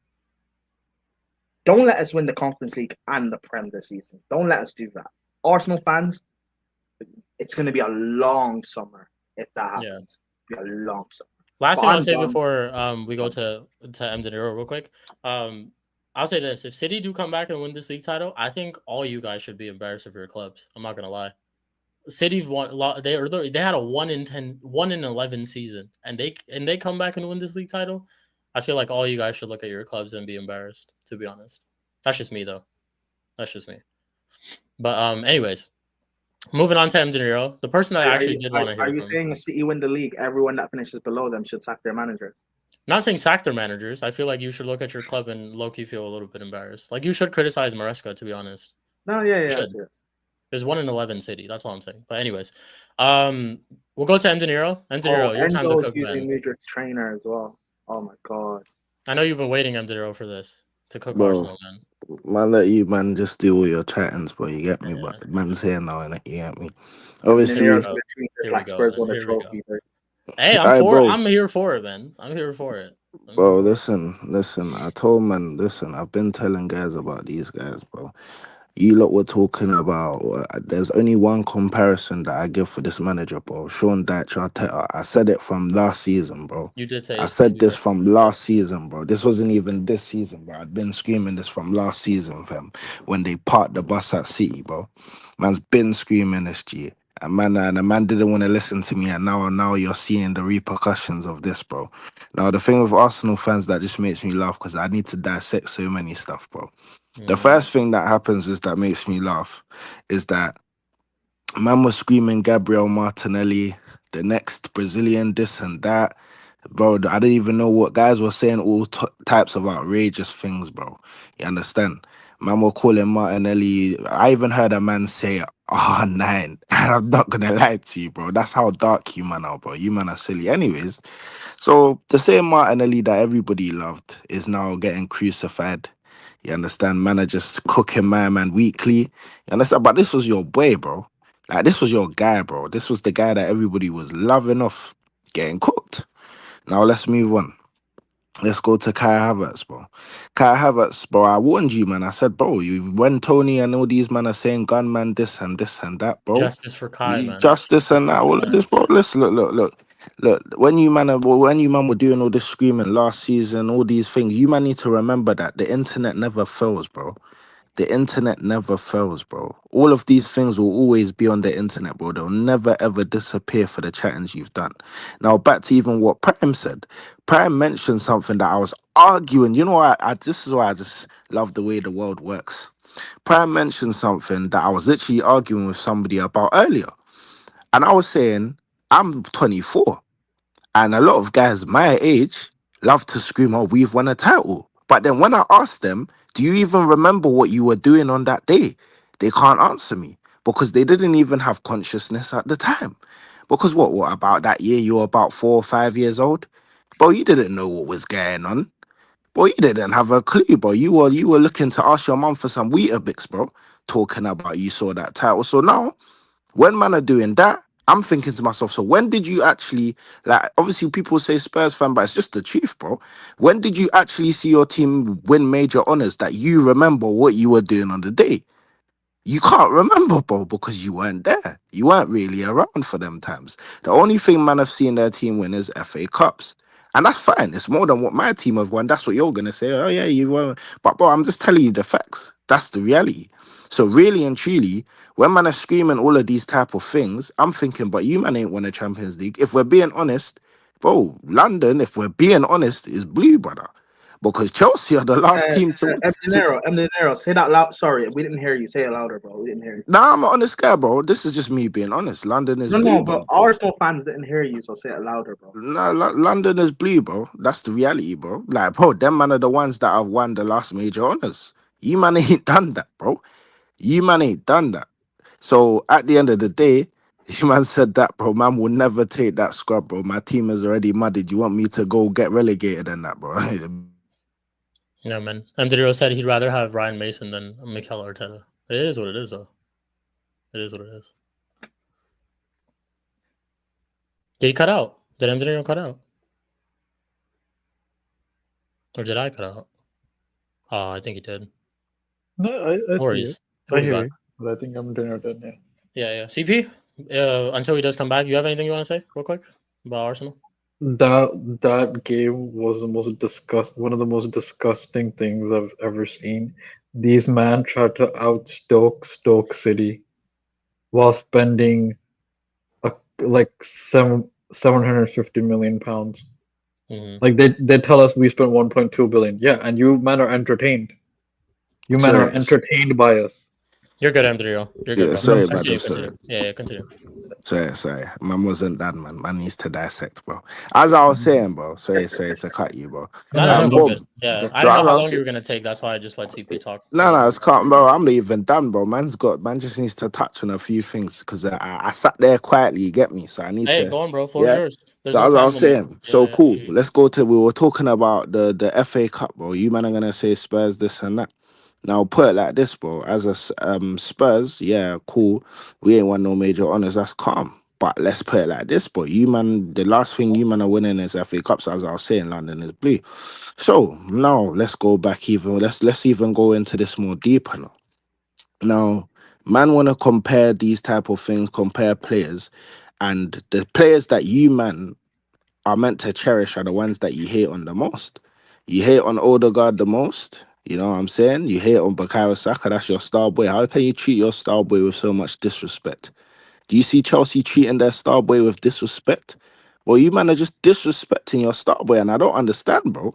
This is the thing about your club, bro. Show love to the man that have taken you out the mud, bro.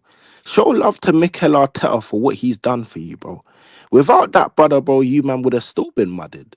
So let's have some appreciation for Mikel Arteta, bro. You understand? And This this is the guy. thing, bro. This is the thing, bro. You man are out here just disrespecting Sean Dyche Arteta like he didn't pull you out of the mud, bro. After Spurs were finishing on top of you how many years in a row, bro? Look, at the end of the day, man just need to understand that you're not as good as you thought you were. See how I understand my team is dead. You man need to understand that your team is not as good as you think they are, bro. That's Hey, the just so reality of you the know, situation. M. De Niro, remember, your Spurs finished on top of us with this manager. Just remember that. Yeah, of course. This is the thing, bro. So as mentioned before, like, bro, you man, what's it called? Are not as good as you think you are. And that's the reality of it. Like, I told you, man, about Declan Rice. Man wanted to gas up Declan Rice. And I told man, bro. This is the thing. But the thing is, this is how I know BX Gunner's a new plate fan. Because everything I just said to you is factual, bro. Go check the facts, bro. Do you remember what you were doing on that day? I don't know how old you are. Maybe if you're older, then you should know better than me. I think he did But say you that could, he was older, yeah, in the yeah, tweet. if you're older, Anyways, bro, yeah, then you get if to not, so Premier League. then that even proves my point more, BX Gunner. If you're older, then you'll know everything I said is facts, brother. You understand? Because let's be real, what major honor have you won since that 04-05? Apart from the FA Cup, and everybody claims now that you are the Arsenal fans that claim the FA Cup doesn't mean nothing. You understand? Yeah, so that's even more so put it like this. The last major honor you won was 04-05. You were there to see that. So you know yourself that you haven't won a major honor since then. Basically, for And half your life, you haven't yeah, won bro. a Exactly. major So honor. so so so everything I'm saying is not cap. Everything I'm saying is facts. And this is what I say about Arsenal fans. See me, I'm a Spurs fan. I don't fight the truth. You're trying to fight the truth. For what reason, bro? You're just fighting yourselves, bro. You man are the ones that say the FA Cup don't count. You man are the ones that scream, oh, the FA Cup this, the FA Cup that, you don't rate the FA Cup, blah, blah, blah. Yeah, we've won that bare times, we don't rate it. I'm not the one screaming that. That's your fan base that screams that. It's funny how Arsenal fans always scream, oh, fan bases do this and that. But you man are the ones that are always screaming that. So I don't understand, bro, how you can come to me, bro. I'm just telling you the facts. Now, as I was saying, you man disrespect the players that you should cherish the most. Even though older guards come back, you're still mudded. And I told man, you man are gonna be mudded for a while. All the scorelines that man predicts, it comes to pass, bro. It's sad to say, but it comes to pass because man see through you, man, bro. This Fulham game, go and check the last episode. I told you, man, when you man play Fulham, it gets a bit techie sometimes. I even thought you man even playing them. You play it at home. It's correct. They play it at home just to make sure that I'm correct, right? Well, Or this did they this play week, away? Yeah, did they this play week, yeah, away? they played at home. Yeah, they Exactly. played at So home. even that you playing at home, I'm pretty sure that in that thing, I thought maybe you're playing at home, maybe you could do something. It's even getting dark to the point that you get me, bro. It's even at home, it's not even doing the job. See, when them corners don't work for you, it gets long, bro. This is the thing, bro. You need You're to not even understand. comfortable on your own ends. This Crazy. is it, bro. You're not comfortable no more, bro. And you know what it is? You can tell. The thing is, they're not comfortable because when you watch games, bro, you can feel the energy filter through your TV through that Emirates Stadium, bro. I'm telling you this now, bro. It's bare times I've just seen, like, you just have a feeling in your heart that Arsenal are just not gonna do nothing in a certain game. From when I keep seeing these scorelines that you man are holding, like, bro, you actually lost to the guy that your managers, no, so you drew to the guy your managers following his tactics from, bro. That's ridiculous, bro. Come on, bro. Everton that you should be slapping 4-5, no, bro. You're drawing no. Come on, bro. Respect yourselves, man. Respect yourselves. This is the thing, bro. Like, you're the big Arsenal. You get me? That you man scream, bro. You man are the big Arsenal title challengers, equivalent to Real Madrid. You know what I'm saying? So if you think you're equivalent to Real Madrid, you must think you're equivalent to Barcelona too, which you're not. Beat PSG, got gassed. I told you, man, that's nothing. But you're not gonna do nothing in the Champions League, man's letting you know this now. So if you want to fight me about it, you can fight me. Just telling you the facts. Premier League, you're not winning that. FA Cup and Carabao Cup. I'll make this statement now. You're guaranteed not winning that. And yeah, bro, you just need to understand that your team ain't that good, bro. When your chance was the time when you should have bought the striker and you didn't. Your manager's an absolute star, not bum, star. He's actually absolute star. I think he should stay in charge for you for another 3-4 years, because personally, I think he deserves the respect that he has earned. You know, Mikel Arteta has deserved this respect he has earned, bro. You get me, bro? I agree. I side with people like Tony and that, bro. You understand? Mikel Arteta deserves respect. He deserves to stay in the job. I think, bro, just give him another chance. Give him another chance for next season. This season, you're not going to win nothing, but give him another chance for next season.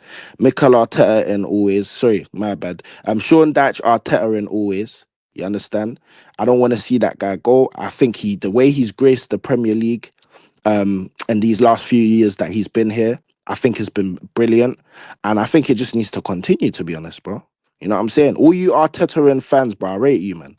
All you Arteta out fans like Eli and that, bro. I don't know what drugs you're smoking, but I think, bro, obviously, like I say, innit, just keep him in, bro. Don C, shout you, bro. You know what I'm saying? Shout you, bro. You know what I'm saying? Tony, shout you, bro. I'll You know what I'm keep saying? smoking drugs, TJ bro. Blood Clark Gunner, bro.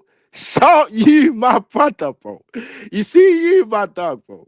You know you're always gonna be my guy, bro. But this is a beautiful sight to see. I told man at the end of the season, man's gonna be there, bro. You know what I'm saying, bro? Shout out Sad, man. You know what I'm saying, my brother. You get me? Real content creators out here, man. But just know, regardless of Spurs fan or no Spurs fan, man's gonna hunt you, man, down, bro. At the end of the season, bro. Make sure that your manager wins something, and even if he does, and it's not a major honor, man's still gonna hunt you again, bro. And I'm gonna clip every single thing for that. The amount of time I've been in this space, I'll clip everything that you man have said, just to even contradict everything that you were screaming before. So yeah, man, look, put it like this, Arsenal fans, you do no against Everton. Obviously, my little rant, I'm not. It's not a funny thing today. Today is just factual. You know what I'm saying? Everything I'm just speaking is facts. Mikel Arteta has pulled you out the mud. You can't say I'm trolling because he has. You know what I'm saying? You got was it the highest points of something. You guys can state that in the comments below, The especially you highest points BX. I've ever gotten in a Premier League season. Yep. See. Nah, Everything So Arteta that took us from one little piece of the no, mud to a different bro, piece of you the mud, can't, bro. bro. Listen, 2 Eli, cheeks of the bro. Look, same ass. That Eli, nigga bro. is Look, trash. Eli, bro. See, this is what I'm saying, bro. This is the problem I have, bro. You man, that's not respectful, bro. That brother took you out from finishing underneath Tottenham, He's bro. trash. Regularly, you Bro, he understand, finished under Tottenham himself. bro. What you talking about? No, but look, I understand, but bro, You look, just contradicted yourself right No, there. wait, bro, wait. Now you have to let me finish. Look. I'm saying he started finishing underneath us a bit. Then he turned the tables, bro. He turned the tables round to show you that he deserves to be in the job. And that's what he's doing right now. You're on top of us right now, no? No, am I lying, bro? Just right now. No, but how long have you been on top of us now? What is it Hey, going on? listen, 3 years now? listen, Look, bro, he's listen, tamed, though. bro. You can't look. Listen, I'd though. speak facts, bro. That's just based off of our clubs and who we have as managers. But Come on, bro. That's disingenuous. Come on, bro.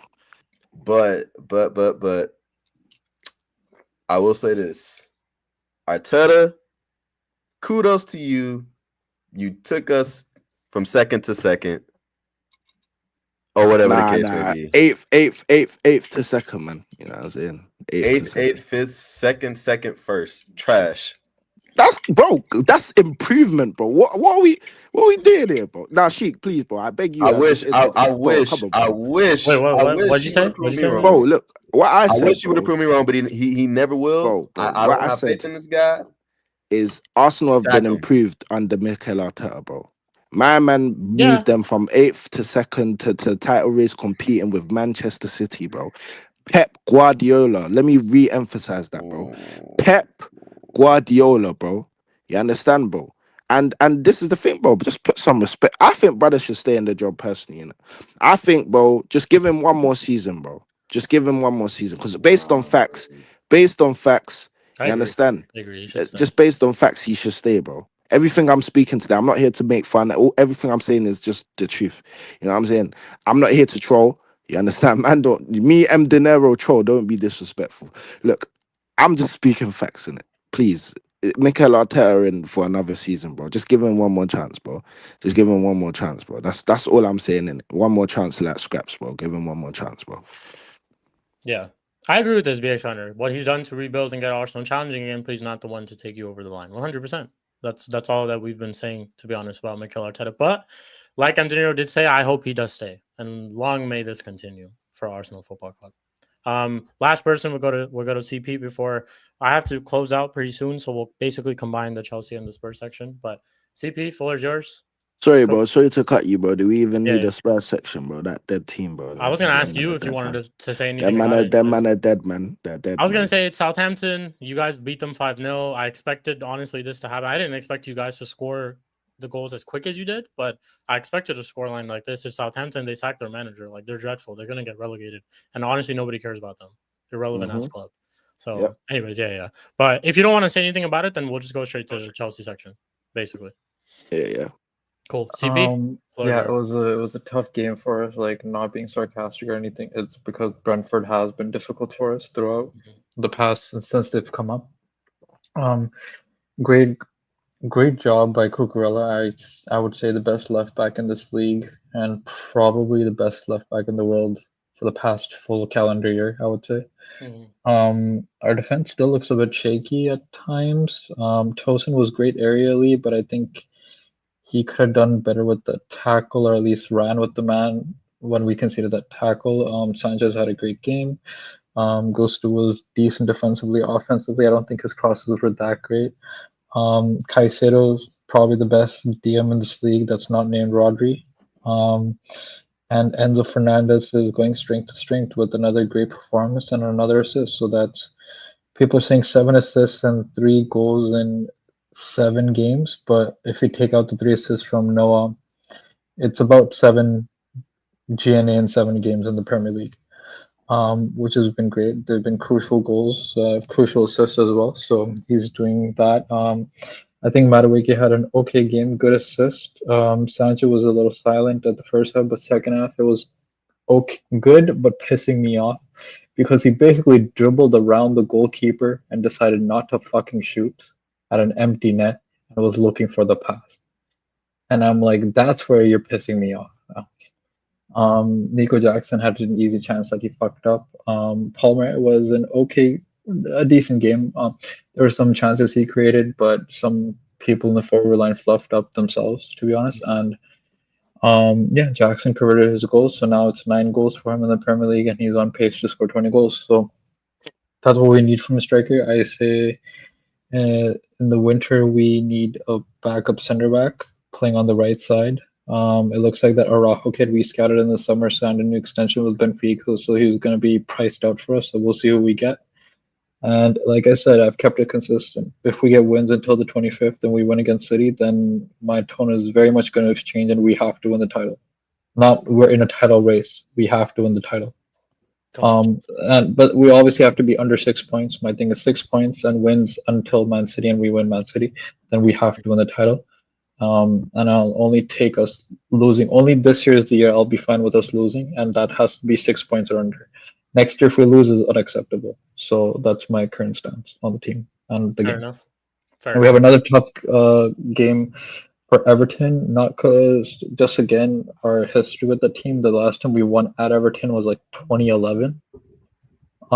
So that's just another 2011? Really? Yeah, like we haven't won in a very long time yet. That's why I'm saying they're our bogey team at their place. No. Wait, no. That's not true. You've won at Everton in 2015. Yes, you did. 2015. Sorry. When Diogo that's Costa, about it. But that's what I'm saying. It's almost 10 years. It's basically 10 years. 2011, 2015. I get what you mean. But it's been quite some time. Your thoughts on this though? This just dropped, by the way. Like I just seen this news. You guys see what is new? Here, I actually I'll post the whole thing. That's the thing that Prime posted on our private chat. Yeah. I'll bring it up. But yeah, your thoughts on this? Apparently, he's been substance abusing, and he's still shit. Someone explain to me how you take substances and you're still shit. I wouldn't say that. Actually, his performances have been better this season. That's what me and Prem are joking. Is it the PEDs that make him perform better? But has it been like very good though? Like in no, but it's been better though. Yeah. No, better is like actually having decent impact, like having passes that could have been assists if fucking Madueke or some other shit could have already Hey, caught all I'm saying is just like, yo, not like guys obviously juicing not up, starting. and he's still Yeah. technically shit to a certain Yeah, extent. yeah. So if he is, then Let me I pull feel up- like we should be able to break some clause, or there should be some clause in the contract where we can break the clause. I would straight up just give him out for, like, let him go on a free and get someone else in the summer if he's that stupid with this shit. But yeah, we'll see. It's not like we're missing a key piece. It's Mikhailo Mudryk. I don't give a fuck. So yeah, here according to sources, Mudryk has tested positive in a doping test. That's why he hasn't been playing, I guess, for the past couple of, and even in Conference League. was found in the end of October. This was October. Yeah, that's why he hasn't been playing for the past Be opened in the next few 3 to days. 4 games. Yeah, that's why he hasn't been playing for the past 3 to 4 games. Interesting, So but we'll he's see. comment. He says this has to be fake. No worries, no way. Okay, fair enough. But cool. Prime, are you here? Prime? Not sure if he is. Probably, yeah, but yeah. we'll see how it goes though.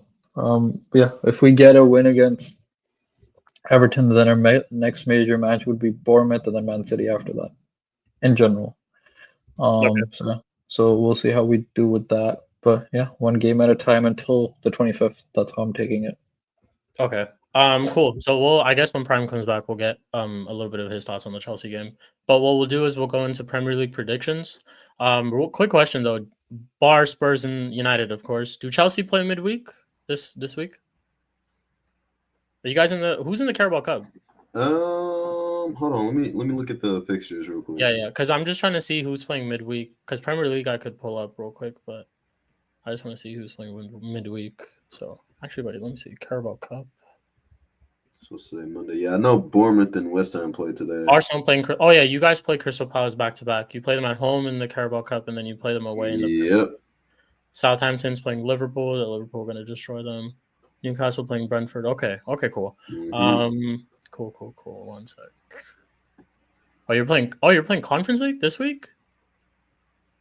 CP? Ooh, and then y'all play Thursday. We play Spurs. Yeah, y'all play Thursday.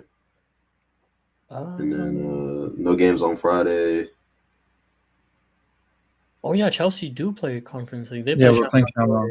Yeah, that's Prime's team. Yeah, that's right. Saturday. Real quick, Prime, your thoughts on the Chelsea game before we do like Premier League predictions? Can't hear you. Sorry, mic was not. No, you're good. Yeah. You're good. Yeah, just quick thoughts on the Chelsea game. Yeah. Pretty comfortable overall, to be fair. Control the game. Brentford played well defensively, so they made it difficult for us. Mm-hmm. I like the fact that we stayed persistent in trying to break them down. Madueke had a good game. Great ball in for the first goal. Correa was everywhere. Caicedo was Caicedo. Like, I can't keep praising him every game. Caicedo was Caicedo. Cole Palmer played better than what people are trying to make out that he did. Palmer had a good game. It's just he didn't have to be the guy to step up today. He could just stay and just control the game, just do the basics for us. Sancho played well as well. I think Tosin also had a brilliant game as well. Defensively, what he had to do in the air against one of the best aerial teams in the league. Tosin had a very good game, and I want him to play this week against Everton. Because I think we're going to need him. We're going to need his height. We're also going to need Vega's height as well. So that Cucurella getting sent off, I don't know if that was tactical or not, but Vega against Everton's going to be needed. But I'm just happy that we got the win against a bogey ground. What happened at the end with Cucurella? Why did he get the red card? Genuinely asked. No idea. I didn't see it. I've not seen any replays or anything. So no, I saw it. So there was like an argument. Was it a straight red or a second yellow? Second yellow. Okay. So he misses the game. Not that bad. It was like some argument he got with, but he didn't even do anything violent. He was just arguing with someone, and someone pushed him into the referee, and then the referee's talking to the guy that pushed him, and then he gets his second yellow, I guess, for inciting something. So he gets a second yellow for that, basically, and the other guy gets a yellow.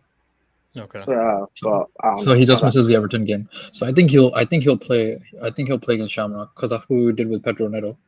Pedro Neto was out due to suspension. We played him in the midweek Conference League game. I think just for minutes. I think. Oh yeah, Cucurella was he good. might do because we'll need a left back anyway against. Yeah. That's what I'm saying. fuck. Okay. Hold that. Yeah. Okay. Anyways, but yeah, like comfortable game and everything overall. Even Sanchez couldn't really do anything for the goal per se, but he made 2 big saves. And that's the thing with Sanchez. This is what he does. He'll have a game where he'll like make good saves and bail us out, and then he'll just make another error leading to a goal. So he can't be trusted, but it is what it is. I'll give him credit where it's due. Jackson, happy for him. He got his goal at the end. I think for the past game and a half now, he's been too much in his head and trying too hard to score. But had a much better second half.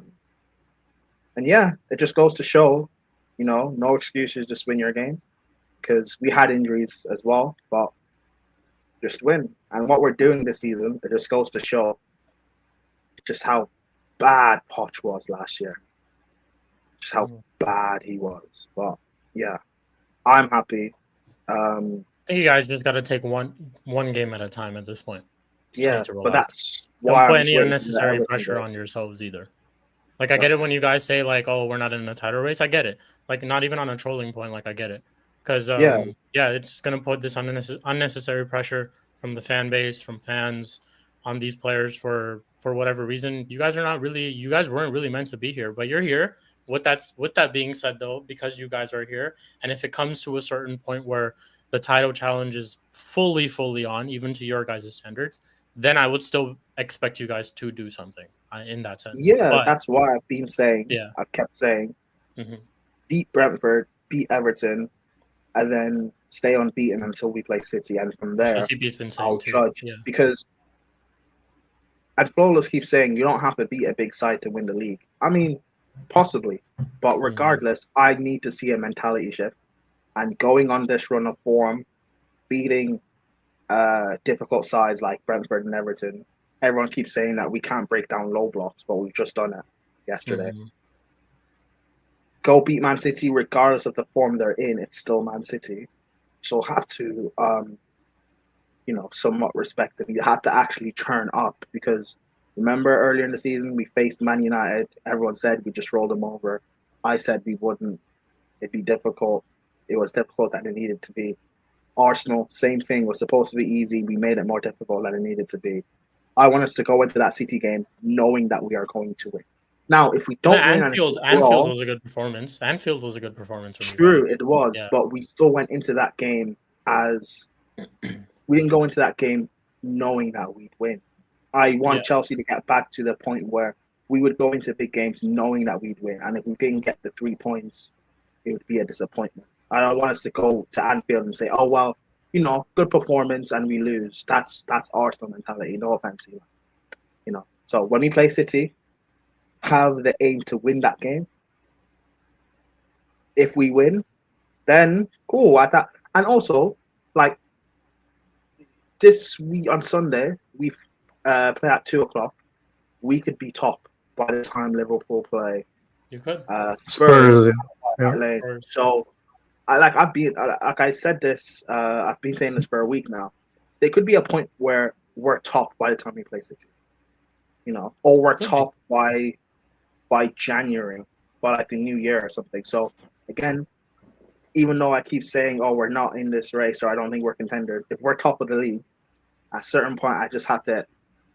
I can't keep saying that. Chelsea fans can't keep doing this whole gimmick stuff, But I don't know. It is what it is. I really hope we do it, man. I really, really hope we do it. Prime, here's the thing. Sorry, I just quickly looked. If we beat Everton, we're basically good after that. Because after that, it's Fulham, who we should beat, and then it's Ipswich. So if we beat these two teams...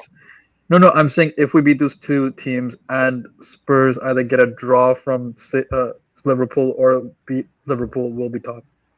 Yeah, no, I know. We'll be. That's why I'm saying, like, we take advantage. If we are actually in this opportunity position now. Take advantage of it because, like people say, we've been the best team to watch in the league, but I still think we can go up another level. I look at Liverpool. Oh yeah, And you don't in even terms have of their a good forward center back line, or a goalkeeper at this moment. Wait till you guys get yeah. that. Yeah. But I look at Liverpool and I look at their forward line. It's mainly just Salah. And I know Jota scored this weekend. He's back now. But Salah's been responsible for 75% of their goals. Like you can't that's not realistic. You can't survive off of that for a title. That's going to drop off. So that means your other forwards now need to start stepping up. Jota needs to stay fit. And then we'll see. But Liverpool have a spine of title winners, of world-class players. We don't have that spine yet. The only two world-class players we have is Palmer and Caicedo. So the rest of them have to prove it. Jackson has to prove he can be that guy. Cole has to prove he can be that guy. We have to prove we can sustain this. But yeah, listen, I'm just happy to be in this conversation because we haven't been in this conversation for a very long time. And that's not Chelsea. So and just to answer BX Gunner's so we had Gabriel Vega, who we had scattered in the last days of the summer, but he just signed a new contract with Benfica till 2029. So he might be probably priced out for what we want, right? Like earlier we valued him around 30 million pounds. He's probably gonna, because it's Benfica, they're gonna probably ask like 60 plus million. So right now we're not linked with anyone, I guess. So yeah. What we're gonna do, because I do have to leave actually real quick, is we won't do predictions. We won't do predictions of every team, but we'll just do predictions of our clubs basically. So hey, real quick.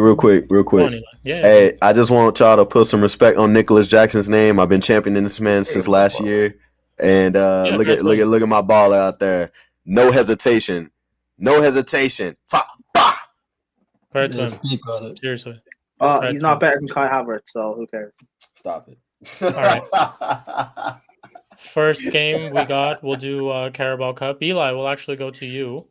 Arsenal versus Crystal Palace in the FA Cup. By the way, Crystal Palace had a very good performance this weekend against a very good Brighton team too. So with that being said, what are your thoughts, Eli? Carabao Cup quarterfinal. Arsenal 5-3 on penalties. 5-3 on penalties. Okay, fair enough. I'll say Crystal Palace at home. I'll say 2-1 Arsenal. I think it's going to be a tough game though. That's what I would say. Like they'll just get over the line. But yeah, and De Niro, same thing for you. Arsenal, Crystal Palace. Yeah, Arsenal will win that still. 2-0. 2-0. Okay. CP. Yeah, I'm saying 2-0 as well for Arsenal. Prime. Arsenal, Crystal Palace. 3-1 Palace. 3-1 Palace. Okay, fair enough. Now we'll basically Arsenal gonna do what they normally do. They'll get knocked out. So. Well, funny thing is because on the weekend in the Premier League they play them again, but this time they play at Selhurst Park. So they do travel to Palace on the weekend. So Eli, Premier League, Crystal Palace at home to Arsenal this time. What do you think for that? 1-1. 1-1. And yeah, you guys in the chat, you guys drop your predictions too, just like Nick. Shout out to you, Nick. Big up. But okay. You said what was it, Eli? 1-1. What was the score? 1-1. Okay. I'll say I think Palace win that one, to be honest. I'll say 1-0 Palace. Yeah. De Niro? Yeah, I'll say 1-1 still. Yeah, I'm saying 1-1 as well. Cool. Prime? 4-0 Arsenal. 4-0 Arsenal. Okay. Okay, cool. Then we'll go to Tottenham. They play us, Manchester United in the Carabao Cup. I will give that I think we win actually. I'll say 2-1 United. De Niro?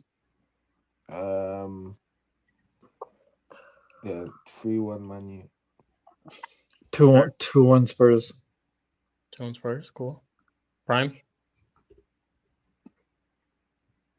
Spurs Man United. Where is that? What Harlem? White Hart Lane. Yeah.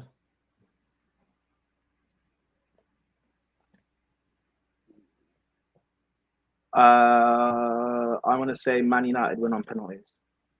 Okay. First, Eli.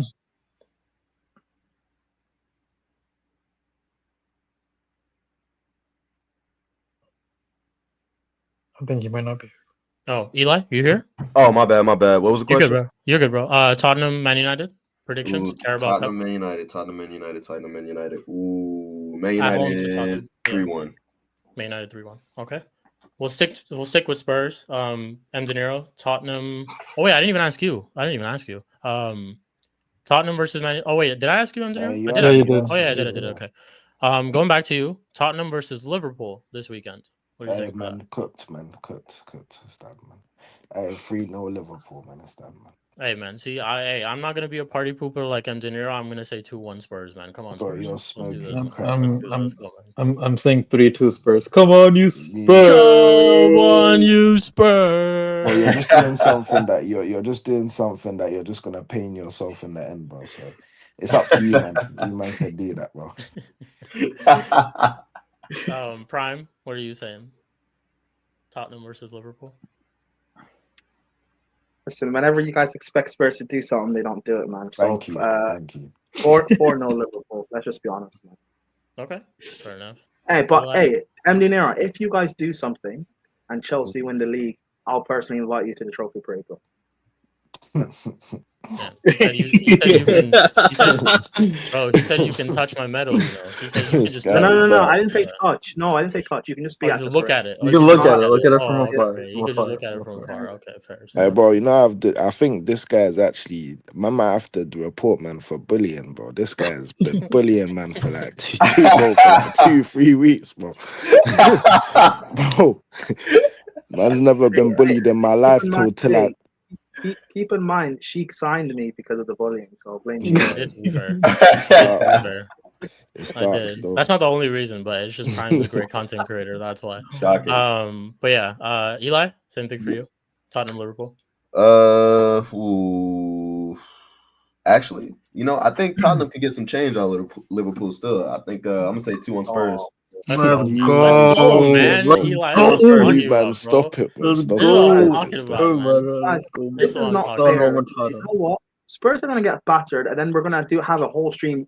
Yeah, I went either way, bro. I went either way.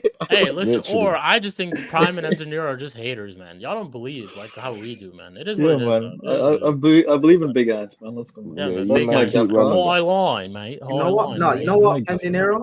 When Spurs lose, you know what? We can spend this stream dunking on Sheik and CP and Eli, okay? Hey, it's fine. Yeah, dunk on me. It's cool. That's fine, too. Yeah, go ahead, Sheik. Anyways, we'll go to United. We already did Tottenham versus Man United, so then we'll go to the Premier League game, which is United at home to Bournemouth this weekend. Tough game, fucking 6 a.m. Jeez, I'd have to wake up for that.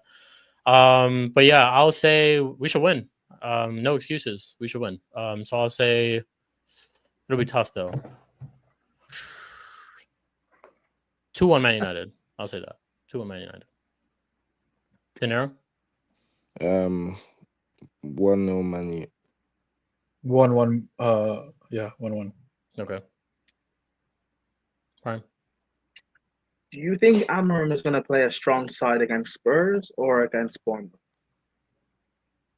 think he'll play a strong side against Spurs. Oh, so you'll rotate against Bournemouth? Maybe. Because I'm viewing him using the Premier League as a way to rotate. But this is just based off of just like the past couple of games that I've seen so far. I truly don't know what he's going to do, to be honest. I truly don't. I'm just making assumptions. But yeah. Assuming he rotates against Bournemouth, you guys will lose 2-1. Okay. Eli? 2-1 United. 2-1 United. Cool. Then we shall go to Chelsea. Prime, we'll start off with you because I feel like this is a personal game. Chelsea versus Shamrock Rovers in the UEFA Conference League. What are you saying for that, bro? Men Shamrock Rovers go to the biggest club in London, Chelsea. Mm-hmm. So crazy because I'm looking up this game on Google. Shamrock Rovers don't even have a logo on Google yet. That's crazy. That's absolutely crazy. Sheik, stop doing this. No, but I'm just saying. No, wait. I meant this as like that's disrespectful to Shamrock Rovers. Like at least put a logo on there. Like we do have a logo. No, I'm saying it's on Google. On Google. Yo, your beef shouldn't be with me. Your beef should be with Google. It's not with me. It's with Google. Elon Musk and them, man. Okay, then. Yeah, we have a logo. Yeah. Listen, all I'm saying, hey, I don't say don't blame me. Did Chelsea have a 4P? No, we did. Hold on. Anyway. Okay. But yeah, what was the score you said? What was the score? You know what? 2-1 Chelsea. Go on Google Age. I'm literally if you guys don't believe me, why don't I just share my screen? 1 second. Hold up. GP, we don't care about your screen, bro. We're doing Look at this. There's no logo for Shamrock. Let's go. You think I was actually kidding? We'll there's no logo.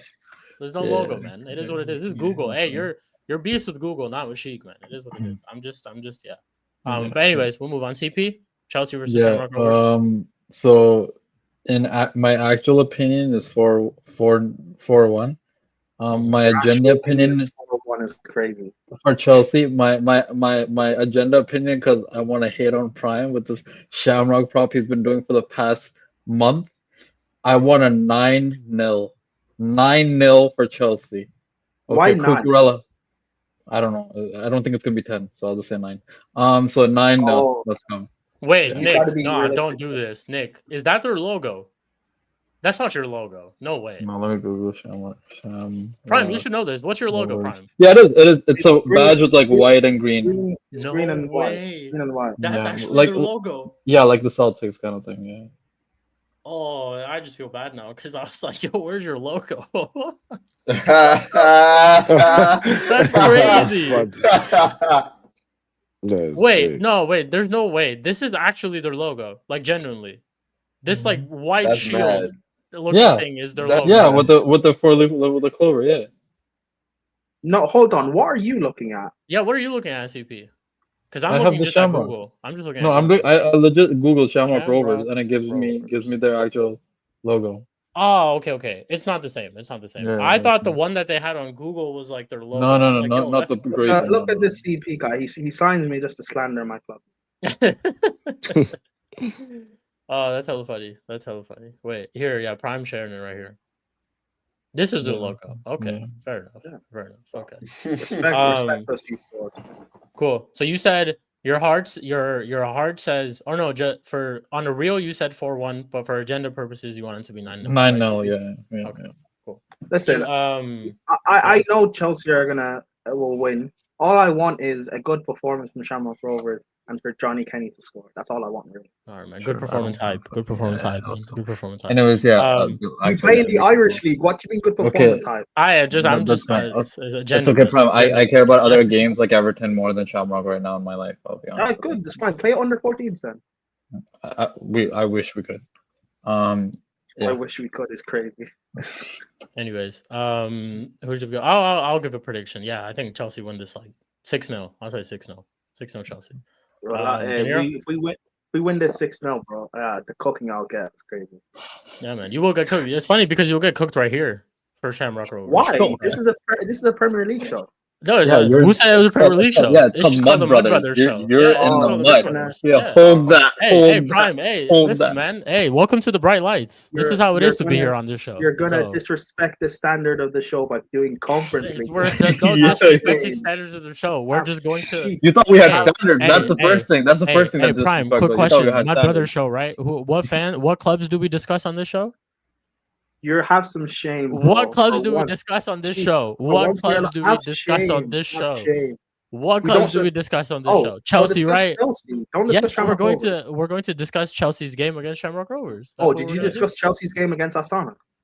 I didn't, but because he didn't want to. Actually, we did. Did we discuss it? Okay, I don't remember. It was like a quick thing. It's like it's gonna be cold as shit. We're not gonna play. We're playing literally our under like 21s, which we did. So yeah, we discussed. I had predictions for it. I'm pretty sure I asked CP for predictions for it. Yeah, we did. Did you review the game? Did we review the game? We didn't review the game. We didn't review the game. But hey, look, if this is what I'll tell you. Look, if Chelsea beat, because when I say you, it's like I think your Which- Shamrock Rovers in which- this moment. Yeah. Like, so if Chelsea do beat Shamrock Rovers like 6-0, we won't discuss it because what do we have to discuss, right? But if Shamrock Rovers beat Chelsea, we will discuss it. We will discuss it. Yeah. Hey, that's what no. Hey, if Chelsea don't beat us, hey, we'll discuss it. Yeah, we'll discuss it. will be here. Because then it's your time to cook. You can cook CP as much as you want. No All right, problem. let's talk about the other game that's more important: Everton versus Chelsea. There we go. Everton versus Chelsea. Oh, actually, I didn't ask the rest of the guys their predictions. So, De Niro, Chelsea versus Shamrock Rovers. Score. 5-0. Keep in mind, 5-0. De Niro, our striker is joint second top goal scorer in the Conference League. Within Cuckoo, Damn. by the way. Christopher and Cuckoo, world class in Cuckoo, and we're tied with him. Okay, Keep anyways, that in he mind. said 5-0. Keep that in mind. Okay. Keep that in Okay. mind. Eli, what do you got to say about the Yeah, amazing Eli. Shamrock Chelsea game? It's gonna be at least 5-0 Chelsea. Thank you. At least 5-0. There you go. Thank you. Everyone said like at least 5. Thank you. Come on, know bro. what? I said I at love least this, 5. man. Look, I mean, look at Chelsea, bro. Look at Chelsea. You know what? Come on, I man. take that Come on, back. man. We're not friends now. I take that back. I should have cooked you. He said we're What? not friends now. Hey, listen. Hey, I'm bigging up your club, bro. He's That's full of crazy. flaws, you know what I'm saying? Like how flaws are Hey, Spurs. listen. It's the, So, Prime, this is even what I'm if, hearing. even if Say- I voted against Chelsea, even if I said Shamrock was gonna win, you would be like, man, fuck you, Eli. Wait, Prime, so you're telling me. Look at you. You know you was gonna say that. Prime, Look so at you're telling me we can cook Chelsea as much as we want, but Shamrock Rovers is where you draw the line on We our draw the friendship. On our friendship, that's where you draw the line. Shamrock Rovers. Look at this Really? guy. Look at this guy. 5-0 is Oh, disrespectful. my That's all I God, want to man. say. 5-0 is disrespectful. Oh, disrespectful. Okay. How is it disrespectful? Fair. No. He's right. He's right. It should have been Okay. 7-0. You're right. It's 7-0. I apologize for doing disrespectful. There you go. Yeah. Okay. There you Anyways, we move. Yeah. Well, hey, Chelsea. You know what? Chelsea if it's versus if it's Everton. 5 or more, actually, if it's 6 or more, I'll That was apologize. a good one. That's a good I'll one. do- Shame on Rock if they lose. That's I'll do what CP did. If it's 6 or more, I'll apologize. Bro. Okay. Okay. So you're asking Everton? Yes. CP. Everton I versus- think it's gonna be 2-0. It's gonna be a scrappy game for us. Okay. It's gonna be a scrappy win, I think, to be honest. Okay. Prime. Everton versus Chelsea. After Chelsea falter against the mighty Shamrock Rovers. Yeah, they're gonna bounce back, right? They'll bounce back. Yeah, they'll have to bounce back. I'm gonna say 3-1 Chelsea. 3-1 Chelsea. Cool. I I'm hope gonna say the so. same thing. I say 3-1 Chelsea. 3-0. Yeah. De Niro? Oh, back-to-back clean sheets, crazy. 3-0 Mighty Chelsea. man. That's Mighty Chelsea. What'd you say? How much? 3-0 Chelsea as well. 3-0 Chelsea. Cool. Who else do we have left? Did we do everyone? Yeah, we Pretty do. much, right? Yeah, because Yeah, hey yo. First, yeah, hey yo. Cool. Anyways, that is it, people. That is Wait, it Man for. City?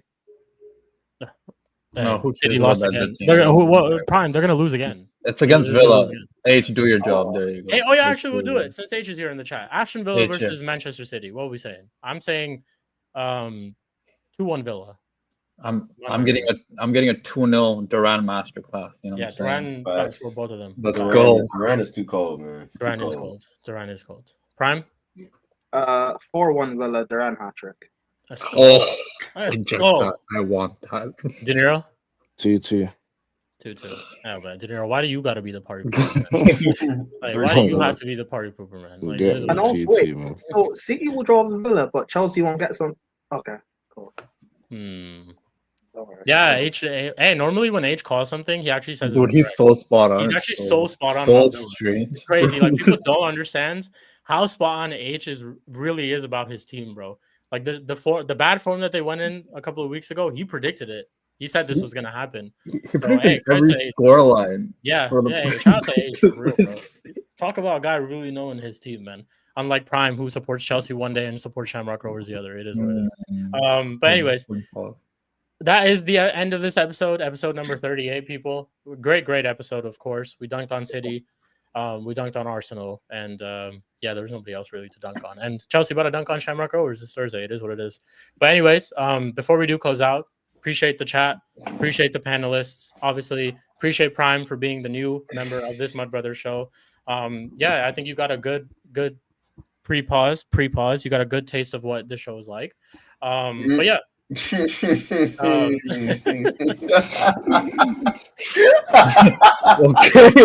that's how we want to put it. Pause. Yo, Hey, You could have just said you could have got a good idea of what the show is, not a good taste. Like actually, literally some good idea. Man, to say the most pause. bro, Yo, I said bro. free pause. Anyways, Prime's face, bro. Prime's face is what set me off, bro. Anyways. But yeah, appreciate you, Prime. Am I allowed? The ink hasn't dried on the contract, by the way. I can tear it off. Hey, man, if you tear up the contract, it's cool, man. It's whatever. But we need you here. We need you like how City needs signings as well, man. That's why we made the signing before City did. So it is what it is. Okay, yeah, because Pep was scouting me. Yeah, exactly. So yeah, but yeah, appreciate you being on the show. Obviously, being our new panelist along with everybody else. So we're basically just adding more frauds on the show as we keep going, you know. But it is what it is. But on a real, big up to you, big up to my panelists, big up to the chat as well. Everyone who was here today, smashing a like, all that type of stuff. Whether you're gonna watch it back, make sure you guys check out everyone's channels and everyone's like socials. I have Primes added. Eli's is Twitch is and YouTube is in the description. Same with M. De Niro. And yeah, before we do close out, anything you guys want to say real quick? Arteta in. Oh yeah, Arteta. I second that. Arteta in. Hey, y'all some fuckers, because y'all got rid of y'all terrorist managers. I'm stuck with mine. Y'all some hoes. Before we end it, let me just say, Chelsea's under 21s just lost to Newcastle, by the way. That's the side we're facing.